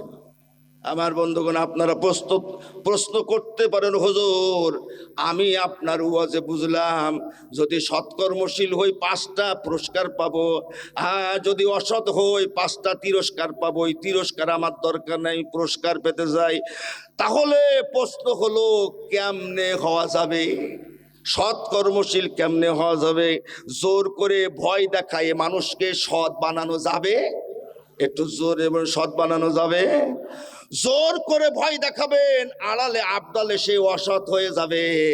আর 2 নম্বর, দুনিয়ার জীবনকে যারা অরিজিনাল মনে করে, আসল মনে করে, আল্লাহর নবী ওয়াজ করলেও তারা কখনো সৎ হবে না। জোরে বলো ঠিক কিনা? দুনিয়া আসল না নকল? ওরে জোরে বলো, আসল না নকল? সোনা দানা বালা খানা সবই হইল অভিনয়, সোনা দানা বালা খানা সবই হইল অভিনয়। যে বা গেল সে কি নিল, যে বা গেল সে কি নিল, সবই দেখি পইড়া রয়, সোনা দানা বালা খানা সবই হইল অভিনয়। ও বন্ধু, যেখানে থাকতে পারবো না সেই জীবন আসল মনে করার চাইতে নির্বোধ আর কেউ হতে পারে না। দুনিয়ার জীবনকে যারা আসল মনে করে তাদের পক্ষে সৎ হওয়া সম্ভব না, দুর্নীতি বন্ধ করা সম্ভব না। আমার দেশের এই যে 64টা ডিসি সাহেব, তারা চিন্তা করলো ইসলামী শক্তি যদি ক্ষমতায় চলে আসে, আমি তো বেতন পাই 2 লাখ আর আমার মাসে লাগে 1 কোটি। সুতরাং এই হুজুররা যদি ক্ষমতায় যায়, নিজেরাও খাবে না, আমাদেরও খেতে দেবে না, এর চাইতে মরে যাওয়া ভালো। আমাদের জীবন থাকা অবস্থায় ইসলাম ক্ষমতায় আসতে দেবে না, আমাদের চুরি বন্ধ হয়ে যাবে। দুনিয়ার জীবন যারা আসল মনে করে, তারা উপার্জনে হালাল হারাম মনে পার্থক্য মনে করে না। দুনিয়ার জীবন আসল মনে করে যারা, তারা কি তারা জীবনে সৎ হতে পারবে না। আর 3 নম্বর হলো মৃত্যুর ভয়। জোরে বলুন কি? আরে কথা কচ্ছে নাকি? আরো জোরে বলুন কি? আমি কিন্তু এই আদায় করা বুঝি নে, কিন্তু সবার দিয়া লাগবে 2 মিনিট পরে। আমি শুধু বলবো, সবার দিতে হবে কম বেশি। আমি নারায়ে তাকবীর আল্লাহু আকবার মারহাবা বারবার দোজখে না জান্নাতে পাঠাবো, ও আমি পারবো না। কথা বোঝেন নাই? আপনি দেবেন, দান সৎকা করবেন, আল্লাহ রাস্তা দান করবেন, বললি তো হয়ে গেল। যদি বলে ঠিক কিনা? এখন মনে করেন যে এই কথাগুলো গুরুত্বপূর্ণ। হুজুর আমরা কেমনে সৎ হব? 1 নম্বর, জোর করে কাউকে সৎ বানানো সম্ভব না। 2 নম্বর, দুনিয়ার জীবন যারা আসল মনে করে, ওরা আল্লাহ নবী ওয়াজ করলেও ভালো হবে না। 3 নম্বর, যাদের অন্তরে মৃত্যুর ভয়। জরুরি কিসের ভয়? আরো জোরে বলুন কিসের ভয়? যারা তাদের অন্তরে মৃত্যুর ভয়, তারা মৃত্যুর ভয়ে অন্যায়ের কাছে আত্মসমর্পণ করে। আল্লাহ রাব্বুল আলামিন কোরআনের মধ্যে বলছে, ফাতারাল্লাযীনা ফি কুলুবিহিম মারাদুন ইউসারিউনা ফীহিম ইয়াকুলুনা নাখশা আন তুসিবানা দায়রা। ও নবী, এমন মুসলমান দেখবেন, মুসলমানদের কলবের রোগ। জোরে বলুন কি? জোর হলো না? কলবে কি? এই কলবের রোগ মানে মৃত্যুর ভয়ের রোগ। অন্য আয়াতের মধ্যে আল্লাহ আরো সুন্দর করে বলতেছেন, ওয়াইদা মা উনজিলাত সূরাতুম মুহকামাতুন ওয়া যুকিরা ফীহাল কিতাল। ও নবী, যখন কোনো বিধান সম্বলিত সূরা নাযিল হয়, যেই সূরার মধ্যে যুদ্ধের আলোচনা আছে, মারামারি করার আলোচনা আছে, নবী আপনি দেখবেন রাআইতাল্লাযীনা ফি কুলুবিহিম মারাদুন, যাদের অন্তরের মধ্যে রোগ, রোগ, রাআইতাল্লাযীনা ফী কুলুবিহিম মারাদুন ইয়ানজুরুনা ইলাইকা নাযারাল মাগশিকি আলাইহি মিনাল মাউত। মৃত্যুর ভয়ের রোগ, তারা জ্ঞান হারা লোকের মতন আপনার দিকে তাকাই থাকে। আবার যুদ্ধ করতে যাব, জীবন চলে যাবে। আল্লাহ বলছে ধ্বংস তাদের জন্য অনিবার্য। আল্লাহ বলতেছেন যাদের অন্তরের মধ্যে মৃত্যুর ভয়, ইউসারিউনা ফীহিম, ওরা দৌড় দিয়ে জালিমদের সাথে মিশে থাকে, ইহুদি নাসারাদের সাথে মিশে থাকে। তাদেরকে বলা হয় তুমি তো ভালো মানুষ, ওদের সাথে মেশো কেন? তখন তারা দলিল দেখায়, ইয়াকুলুনা নাখশা আন তুসিবানা দায়রা, যদি ওদের সাথে মিলেমিশে আতাত করে না চলি আমার উপরেও বিপদ আসতে পারে। জোরে বলো ঠিক কিনা? যাদের অন্তরের মধ্যে মৃত্যুর ভয়, তারা ইসলামী আন্দোলনের হক, আল্লাহর হক, হকুল ইবাদ, তার মানে সর্বোপরি তারা সৎ কর্মশীল হওয়া তাদের পক্ষে সম্ভব। একটু জোরে বলে সম্ভব না।